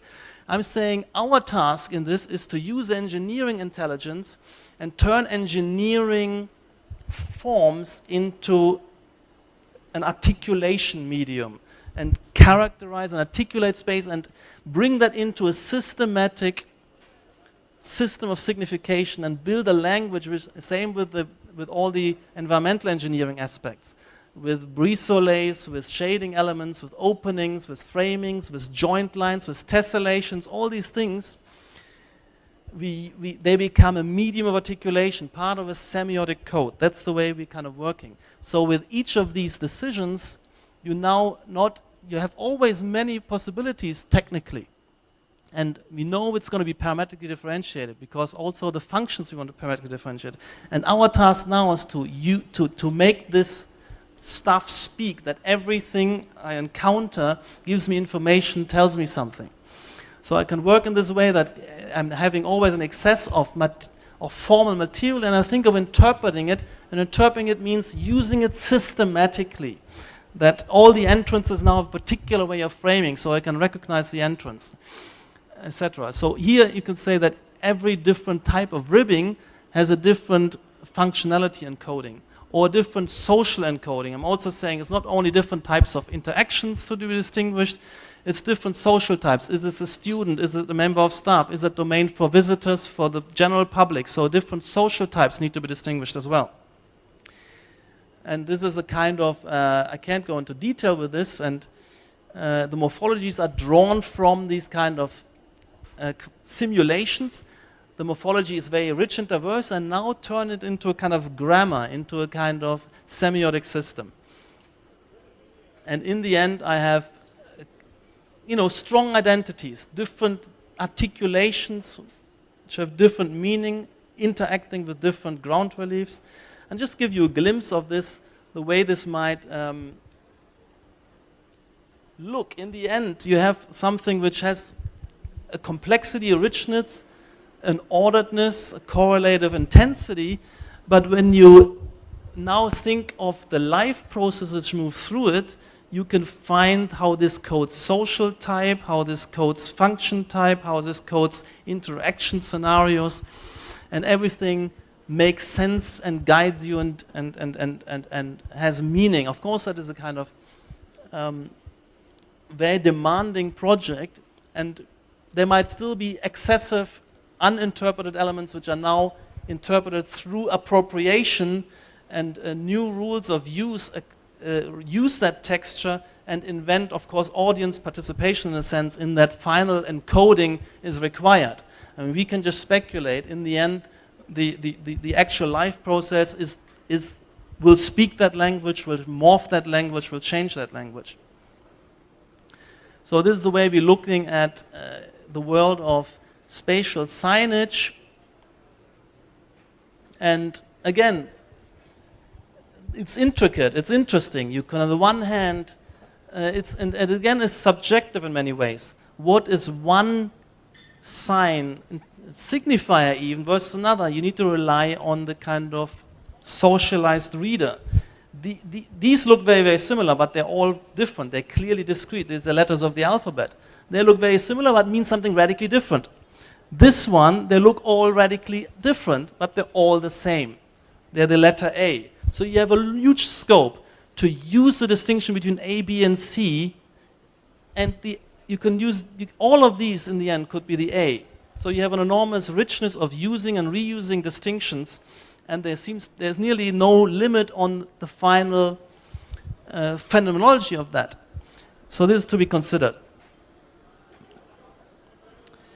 So just to go through this, these are the kind of, to make this work, the architectural semiotic system should not speak about the world, politics, and symbolize things outside the institution. The building should speak only about itself and what takes place within it, and the kind of the communication it facilitates. So the question is really to constrain the domain of the signified to then be really effective. So what would the user like to know about the territory? What can the territory communicate about itself? That's the question. So first of all, what will or can happen here? That is a function type. Whose space it is, who is welcome here, who might I expect here is a social type. But also, where am I here, where can I go from here? So you also encode within the space what to expect beyond its ambit. So there's also this aspect. So there is the kind of denotation, the connotation of social type, maybe navigation. These are the sign functions I've been distinguishing. And in the end, it's all about distributing and all this manifold of communicative situations which contemporary society consists of, to kind of somehow distribute that and unfold that and connect it and make that navigable and available to all of us, so that we can find each other in and get brought into particular constellations, so that we have specific relevant communications to go through. So for instance, the difference in the universities between a lecture, a seminar, workshop, and the library is all oriented to one, all oriented to all, many oriented to many, all separated from all. So these are the kind of, let's say, on the level of abstraction, gives you clues how maybe to structure these different types on a kind of organizational level. And then you can kind of encode them through additional semiotics, if you like.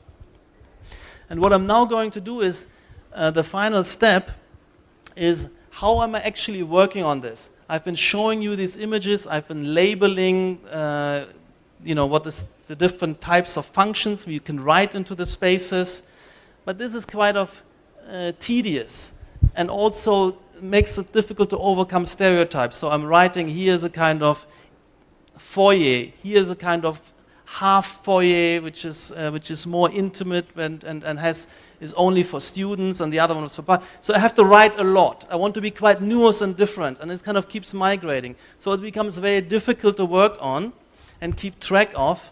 And anyway, I found a way to integrate the meaning level into the model and work on the model with what it's all about, namely the nuanced interaction scenarios and the behavioral dispositions and biases and event scenarios, which I call the meaning and ultimate purpose and destiny of these spaces, because we as architects using space, the purpose is to order social communication, to frame and order social communication.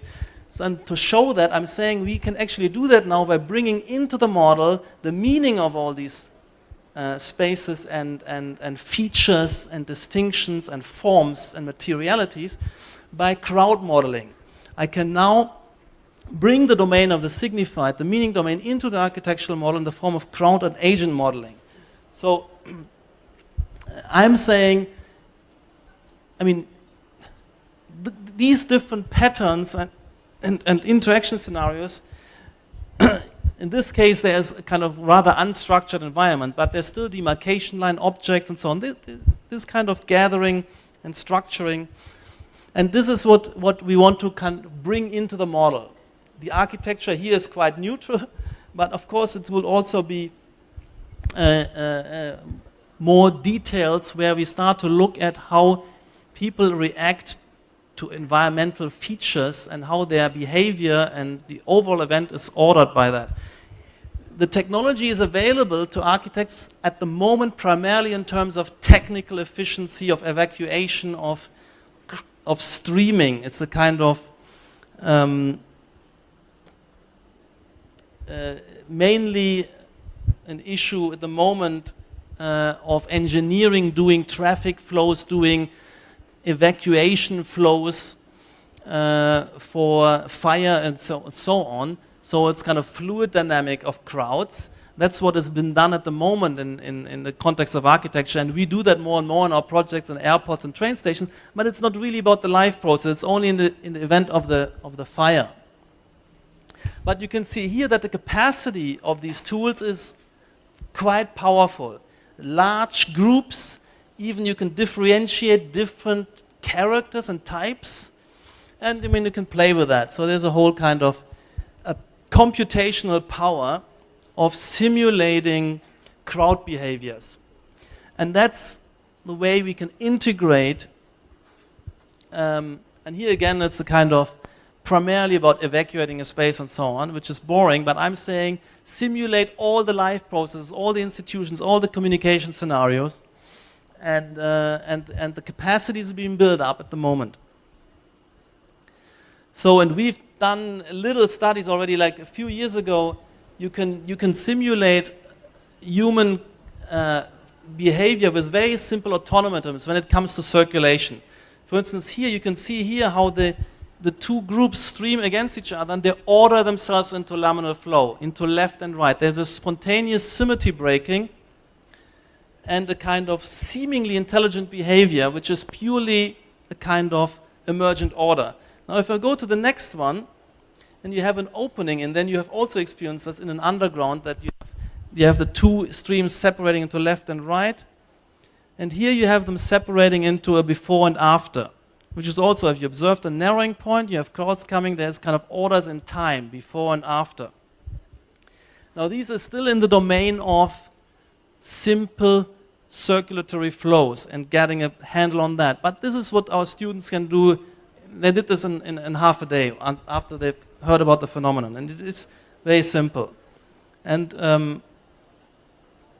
now we're going a bit further. We actually have new tools, for instance, a Maya plugin called MyArmy, usually for the gaming industry, and Massive, another tool where you can have different characters and different collective behaviors.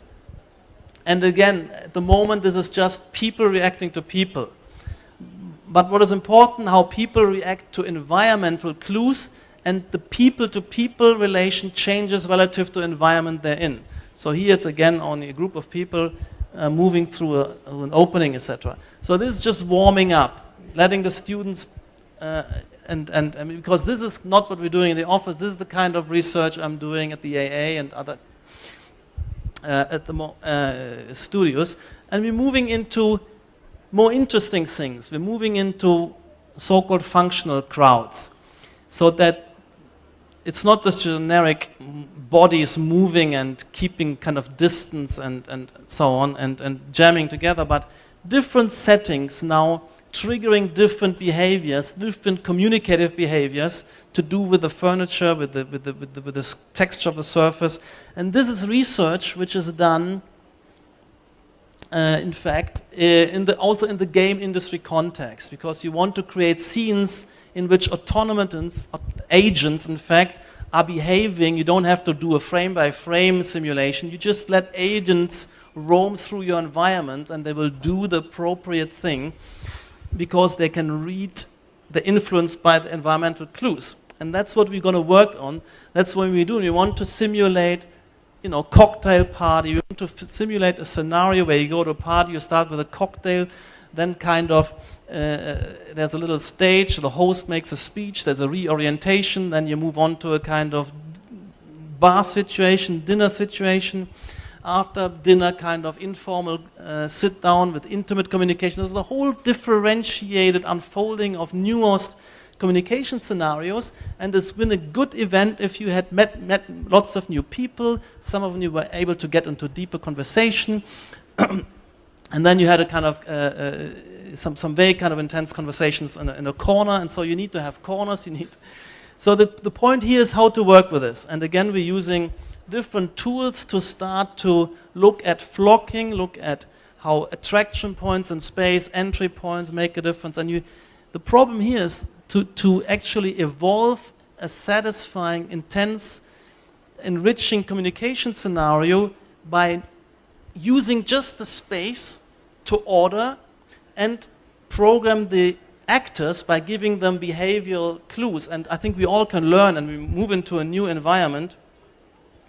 We know that we can be given, rules. We can be given dispositions.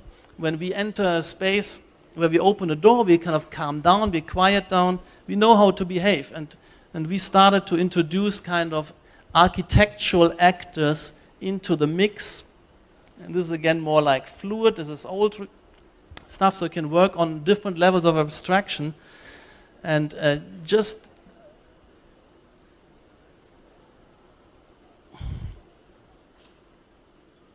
Wait. Now we introducing kind of architectural actors that don't need to move themselves, but they could move as well. And so you have a little bit of behavior that you gather around such an object. And these are not animations which are frame by frame. These are autonomous, let loose in an environment, right? So, and you're trying to first of all, get a handle on different dispositions, how people react to each other and relative to an object, to an architectural attractor.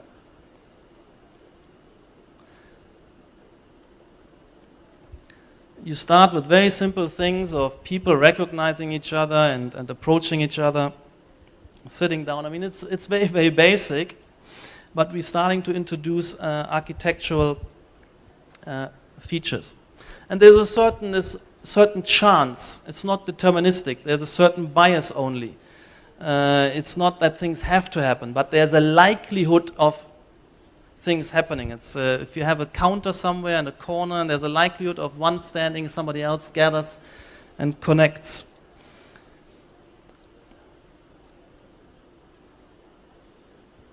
And this gets more interesting. So here we're saying you can inscribe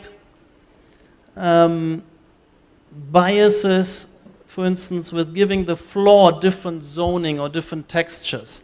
So the blue areas are the ones where you might kind of slow down and gather, and the red areas where you keep circulating. So you can encode behavior, and therefore the environment is ordering the overall global pattern based on the local individual dispositions and rules, meanings you give to the different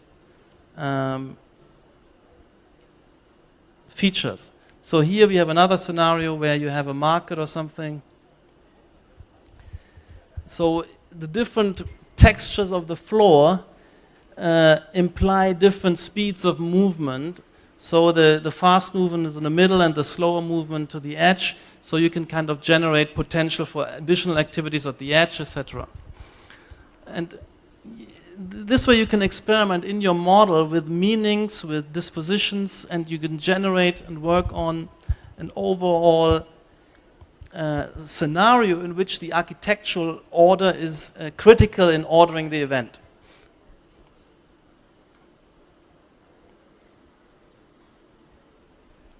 And again, if you observe it, you can see what's going on, how the different zones solicit different behavioral dispositions and better. So the actor changes his behavior as he crosses thresholds.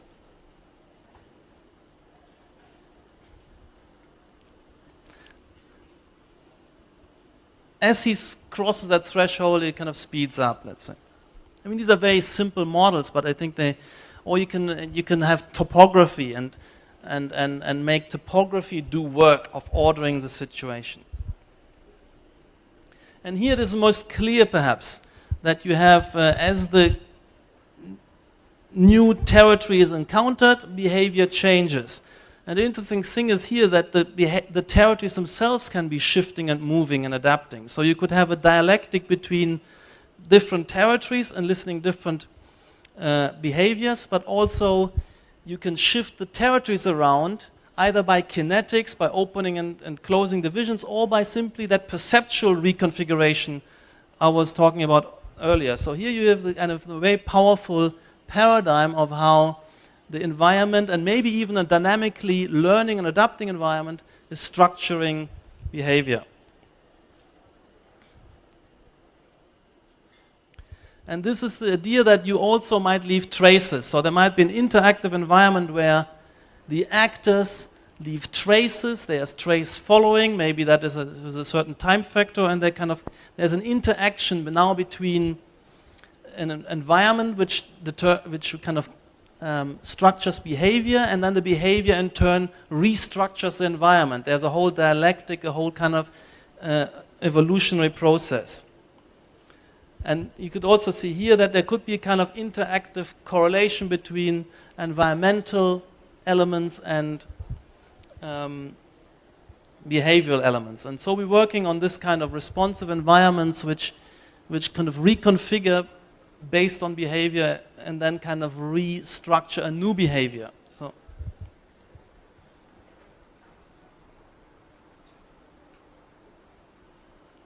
we've done that kind of many years ago with these simple models where we're trying to anticipate how an object could be reconfiguring and changing the kind of social diagram as it kind of interacts with users.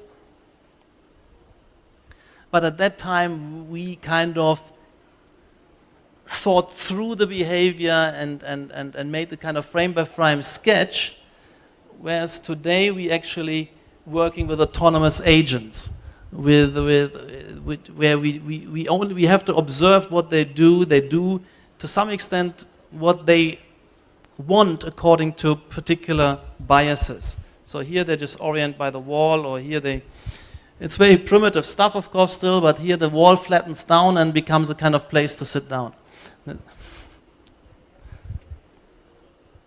So from now on, I'm saying I want to develop my architecture always in that interaction, in that kind of sense where I'm conscious and aware of the fact that what I'm really trying to do when I lay out these spaces, when I articulate these spaces, I want to give clues, I want to give behavioral clues, I want to think of actors socialized to read the environment, to individually behave, but then creating a collective outcome. And I can do that now in ways which are more nuanced as well. Like there's different ways of walking. I might be strolling in a different way in a public space from a kind of more intimate space. When I move onto the carpet, I'm kind of slowing down, and so on.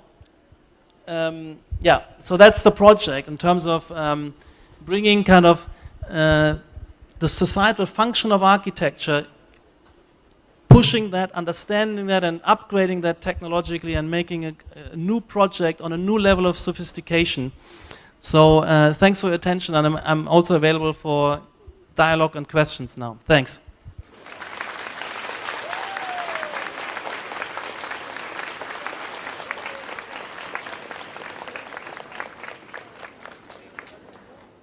It's called parametricism, right? Yep. But I wouldn't agree that all these projects that are shown here are 100% parametric, because they're static. When the parameters, they change, like the sun, like people flow, it's always different. When what we see here is not changing. I mean, the architectural context can change. The building can be demolished around. So are you thinking of upgrading to the level of responsiveness, of interaction? Yeah, that's my question. Yes, yes. We had a 3-year research program and project at the AADRL, where I'm teaching, called Responsive Environments a while ago. So that is a capacity we should think about. Now, every architecture has some degree of kinetic capacity, but I make the distinction: parametric design is not necessarily equivalent to kinetic design. So all buildings have doors, they have light switching on and off, windows close and open and so on, curtains drawn, partition walls. These elements need to be looked at. I agree with them. There's an important layer. But it's much, first of all, most of it will still remain fixed to a large extent. The road network, the urban morphology, the main structure of the building. So we can't escape from the fixity. And parametric is not equal kinetic. I'm interested in the kinetic layer. It's the final layer, and I think it should be part of that semiotic system and part of an interaction and a dynamic part of the architecture. But these buildings, although they're not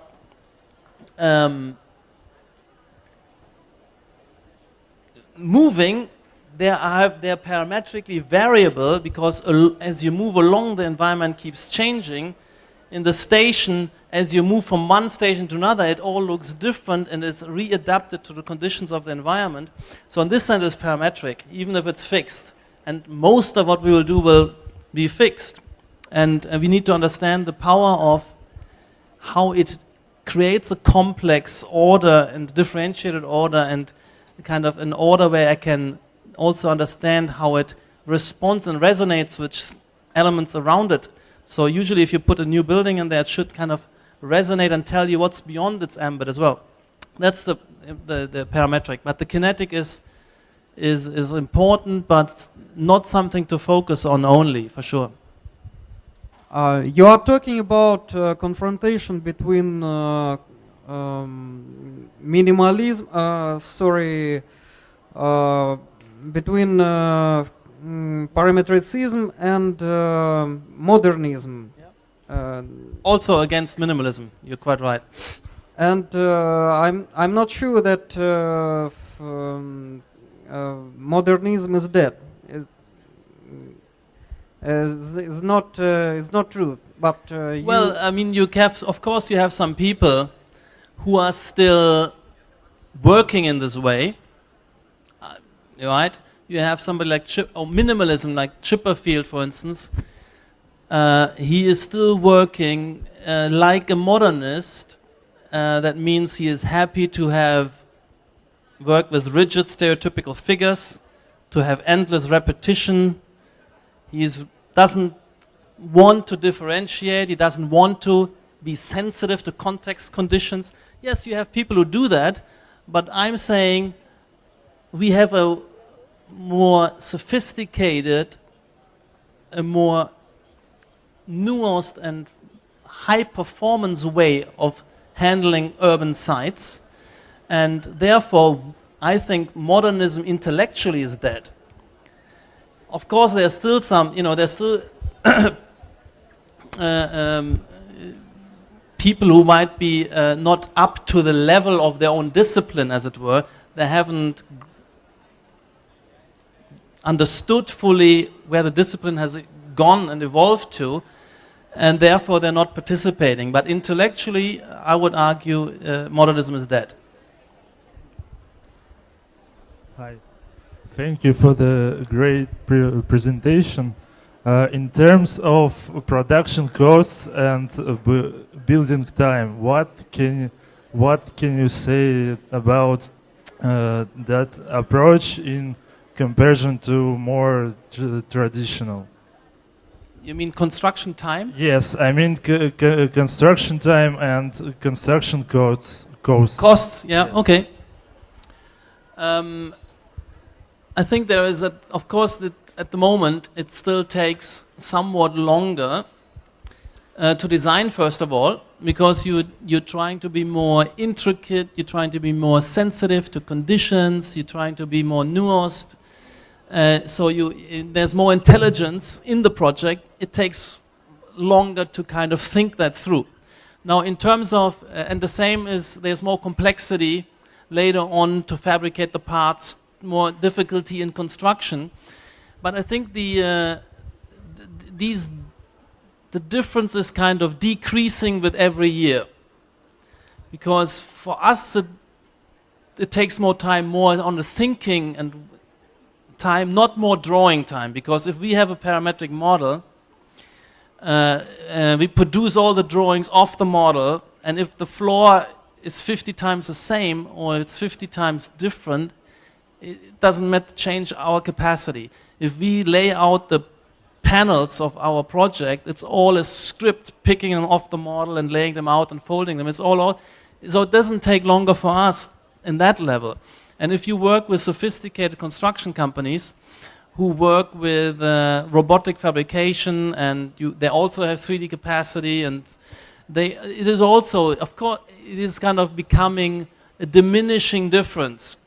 So oftentimes the kind of cost uplift a facade which has 100 equal pieces versus 100 different pieces is not much. And I think in a few years' time, when all industrial construction companies are fully invested in these new technologies, there will be virtually no difference. And in fact, the costs could come down, because if you, like for instance in our Wolfsburg space frame, usual engineering with the manufacturing constraint would make all members of the space frame the same.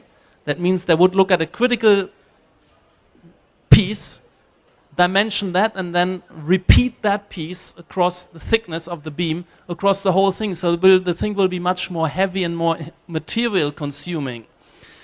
And in this way, because we can be more nuanced, adaptive to individual conditions, the same with brise-soleil and louvers, we only make them to the extent that they're needed, and then they fade off. Whereas in a modernist sensibility, you most probably would do the louvers everywhere. So in the end, it could be even cheaper. Not at the moment yet, but soon. Good evening. How do you see the future of parametrism?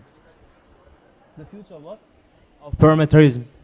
Well, I think that there's a global movement. I see kind of schools of architecture around the world. I see a lot of interest in China, in Beijing and Shanghai and in Hong Kong, people working, and a lot of projects already, not only our project, but other younger architects' projects working in this way in China. So China is a great pole of pushing this work. And I think that the economic crisis of the last few years has slowed down a little bit the progress. And I think once we're coming out of the crisis, it will be accelerating again. A lot of people thought that this kind of complex work, we can no longer afford it, we should go back to simplicity and so on because of the economic crisis. That has, I think, slowed down a little bit, but I think we have to think of the longer term development of the civilization, and I believe that this work will become the global state-of-the-art best practice. You would demand from any architect to be able to use this level of intelligence and adaptive capacity and differentiating capacity. You wouldn't want to have somebody just make a crude box or an endlessly repetitive urban field. I think that will become, I think it will succeed as a kind of state-of-the-art intellectual and in terms of methodology to work like this. And then, of course, it has an enormous creative potential. I don't think it will be a kind of boring, everybody's doing the same, because in that paradigm, as I accept, there's so many ways to transcode information, so many different formal systems you could so many ways to differentiate, so many ways to correlate subsystems. It's very abstract and open.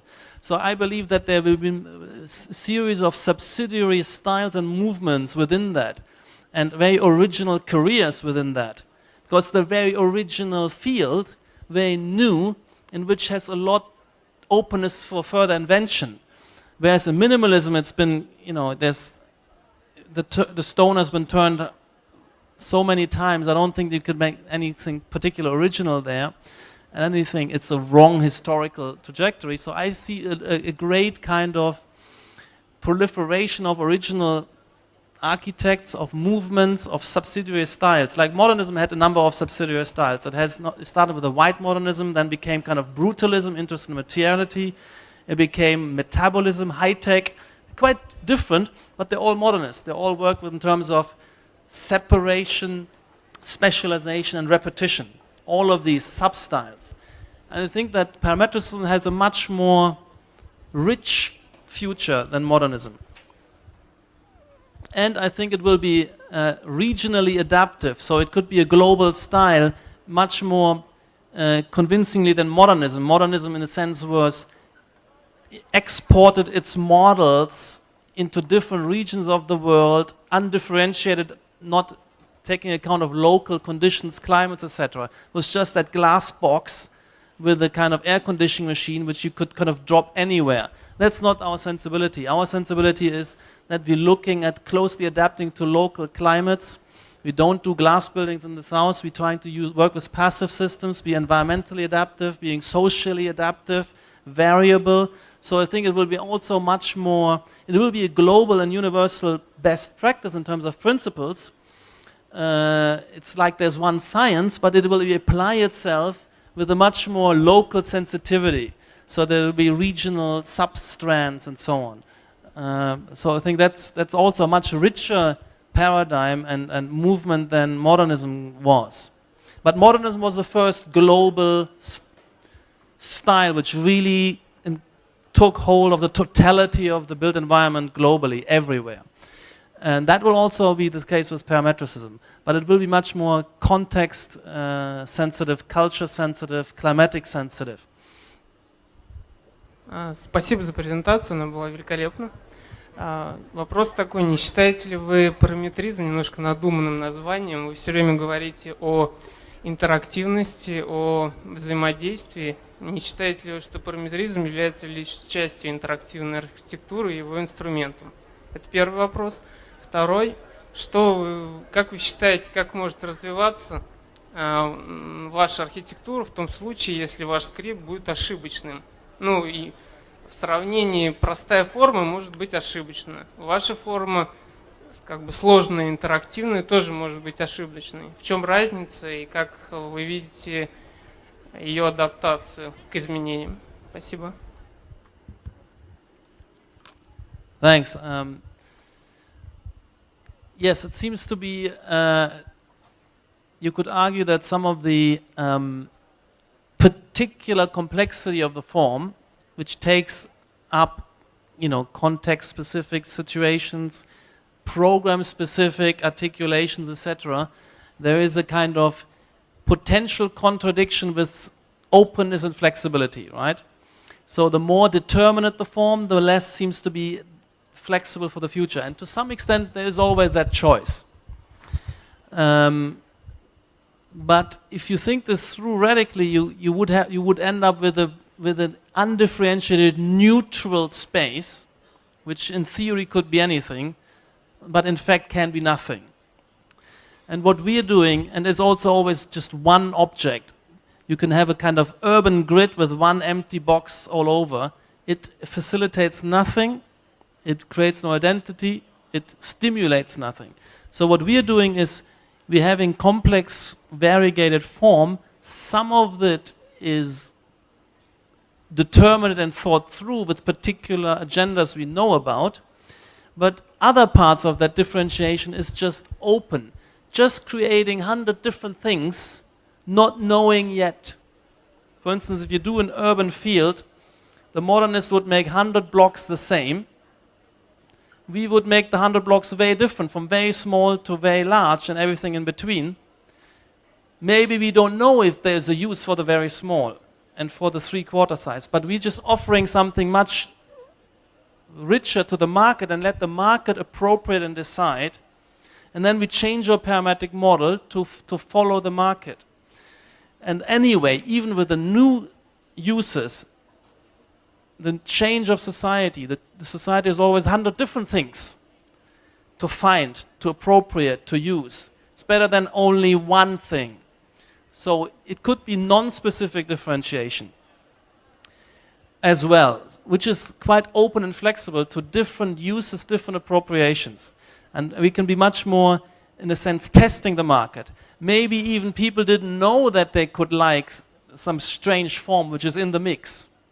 So we're also stimulating discovery of people's interests, kind of creating found objects. So we accepting it's not about only about the very detailed determinism of specificity of forms. There's some of that, but there's also looseness and just nearly random differentiation, so that people have the chance to discover strange environments and appropriate them. It's like an aleatoric appropriation, which we also thinking about. That's the kind of dialectic. So we believe that you can have a lot of flexibility in a very rich environment because it can stimulate lots of interpretations.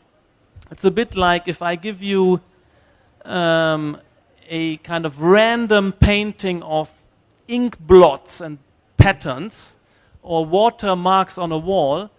It stimulates the imagination. You can create 100 different beautiful paintings out of that, because there's a kind of stimulation of an active discovery process. So that's also to be considered.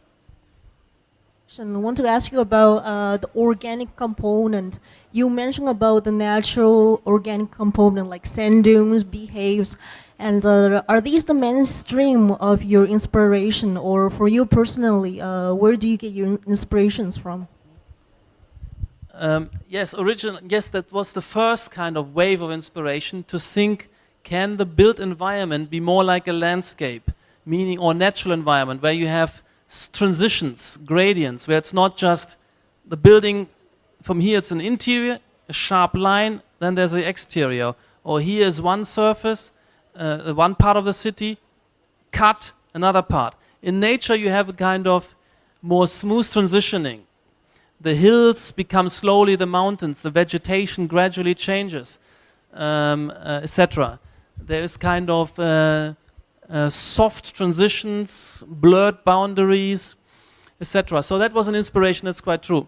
But more importantly is that now with the computational simulations, when you realize that these natural environments, they are the result of a complex, dynamic, rule-based interaction of matter and elements, particles, like the river eroding through a landscape, the way it erodes the stone, the way it flows in the lowest parts, etc. So there's a lawful process, laws of nature, which produce something which later on, when you look at it, you register its orderedness. It has laws inscribed in it.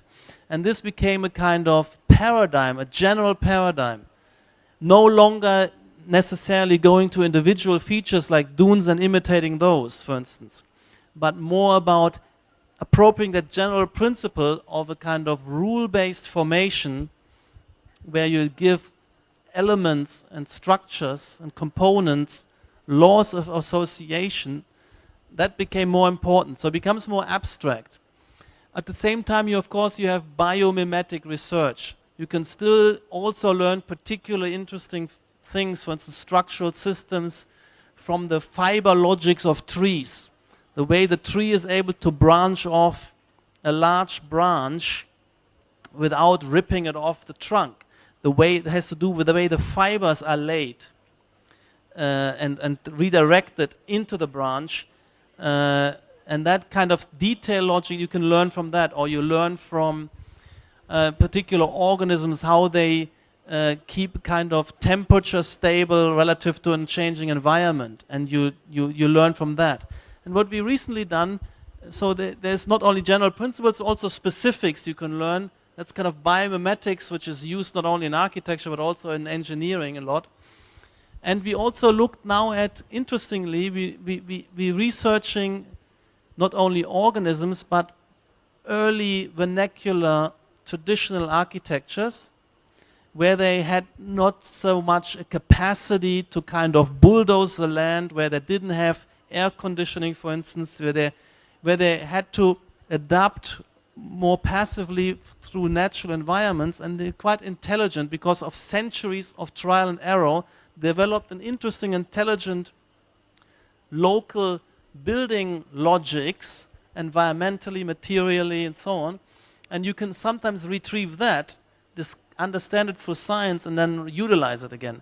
So there's some interesting research also there, looking at the vernaculars of this world and retrieving this intelligence, not to imitate directly, but to learn principles.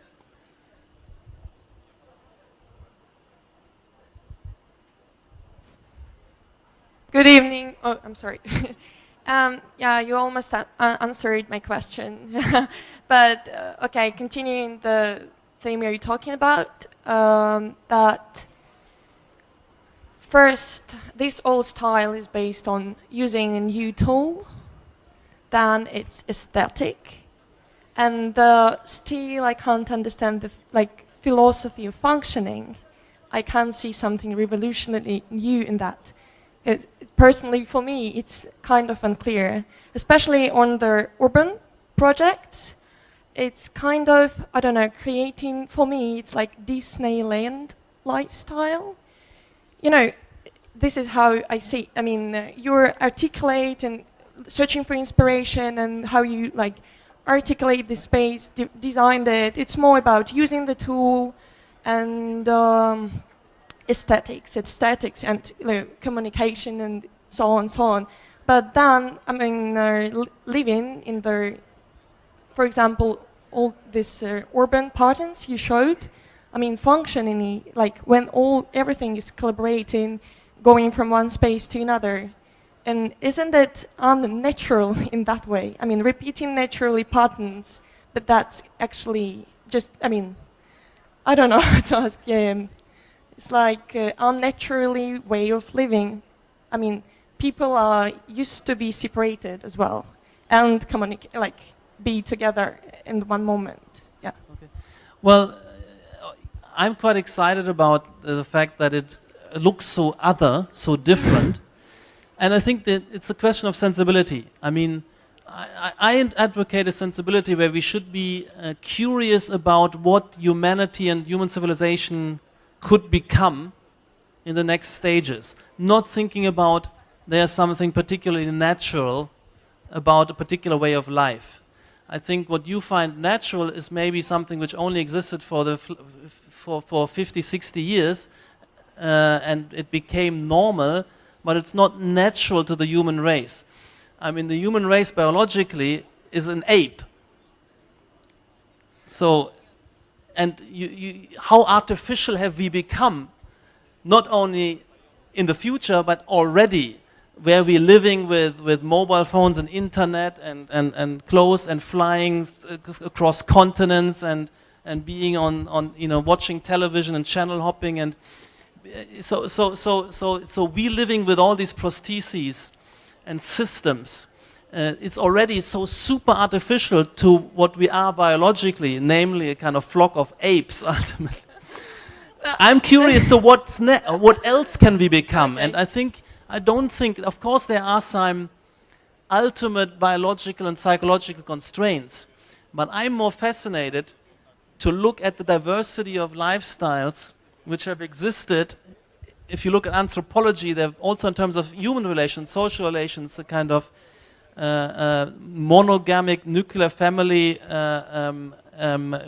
starting that at the age of 30 and so on, and getting through 2 divorces, whatever. That seems normal and natural now, but there's been so other patterns throughout history where there was even a period where you had group marriage and you didn't even know who the father of your child was, for instance.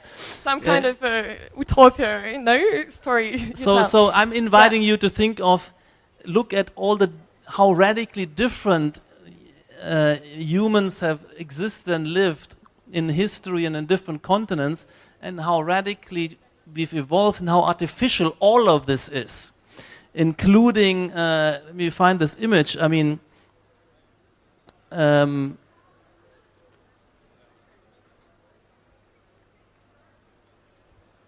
I'll get to it in a minute.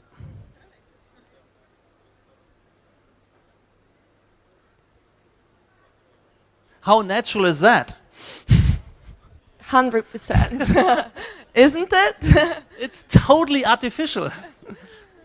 And I'm curious how we as designers can be kind of creative to create the next level of artificiality in the next 50 years. Yeah, but then you're talking about changing mentality and like other way around. I think our mentalities are radically changing. Yeah, now I see your point, but I understand that I'm totally disagree from the beginning about talking about human beings. So I have a second question. It's in a way funny. I'm just wondering how your own home looks like. Is it endless? If it's endless, I'm convinced totally. I hope I could afford my own work, to be honest. So that's the problem. But yeah, I would love to live in this kind of stuff we're designing. I would absolutely adore it. And because you could have a great social life, you could have throw great parties. That's what I would like to do. But I'm living in a kind of scruffy loft in Shoreditch. But I still want to be in the middle of a urban center. And yeah. Okay. Thank you. Thank you. Could you tell how many architects works in that style in the world and particularly in Russia? Say it again. I didn't catch it. Могли бы вы сказать, сколько архитекторов работают в этом стиле в мире и в частности в России?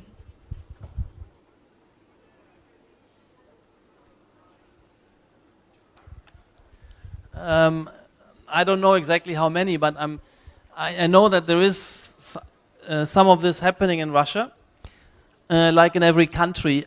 I haven't been here recently, so I would be curious to go a bit around.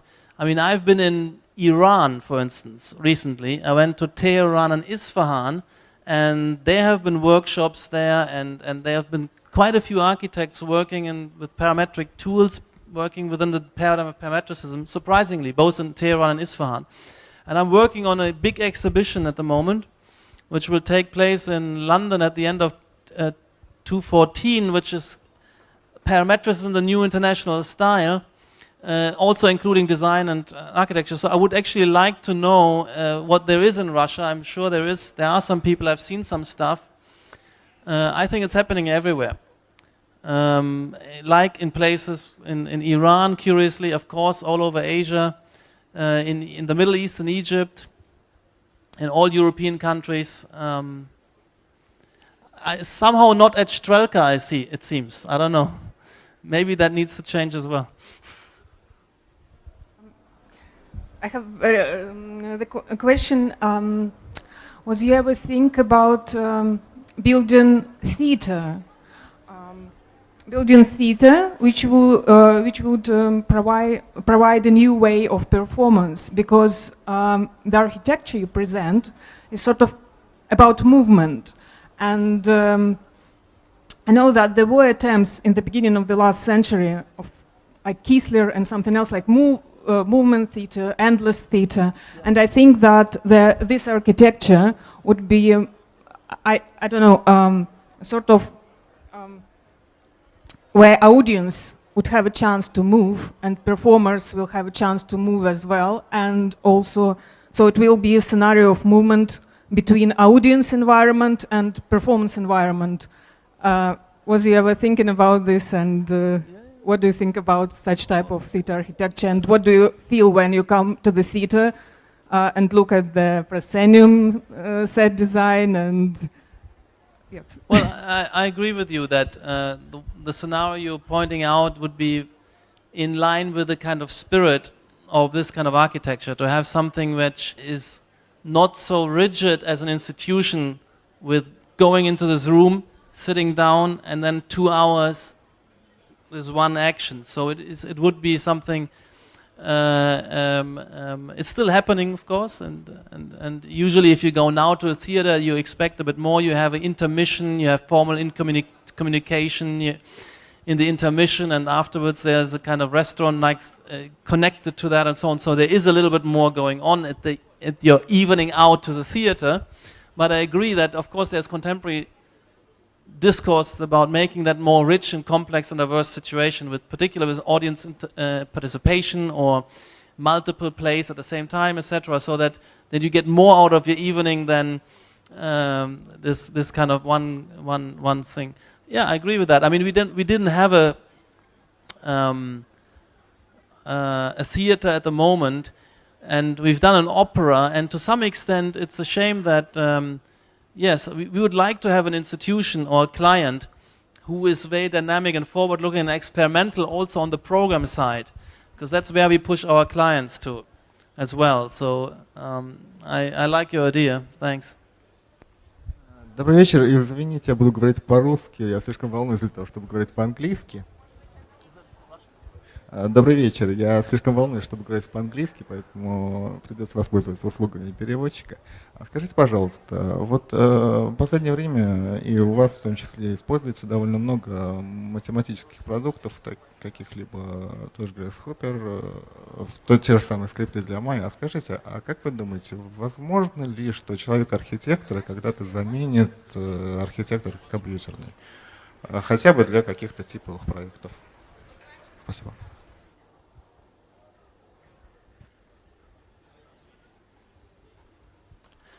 I think the way this will work in the future, I mean, now it's new, there's nobody, it's the burden on the young architects and architectural students to learn these new tools, develop new skills, learn to script, and it's also a new way of thinking in terms of differentiation, correlation, associative logic, thinking in terms of agents and agent-based configurations.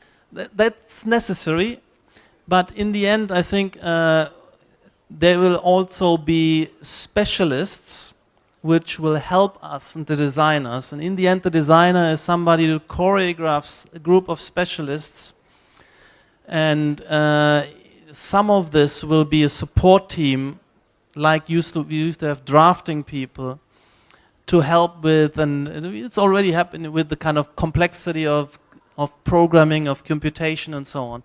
So it will be a mixture of people, and we already, when it becomes more sophisticated, we are working with mathematicians, specialists in computational geometry, when it goes to kind of sophisticated fabrication and geometric optimization. They're actually now starting to exist specialized mathematician firms, little firms, specialists in machinic fabrication and electronic working drawings. So we work with them. Then you have, I think the discipline will attract programmers, scripters. Some of you and some of us have learned to program and script, but I think it will be more and more relying on additional expertise, because we are, in the end, we're designers and we're not computer scientists.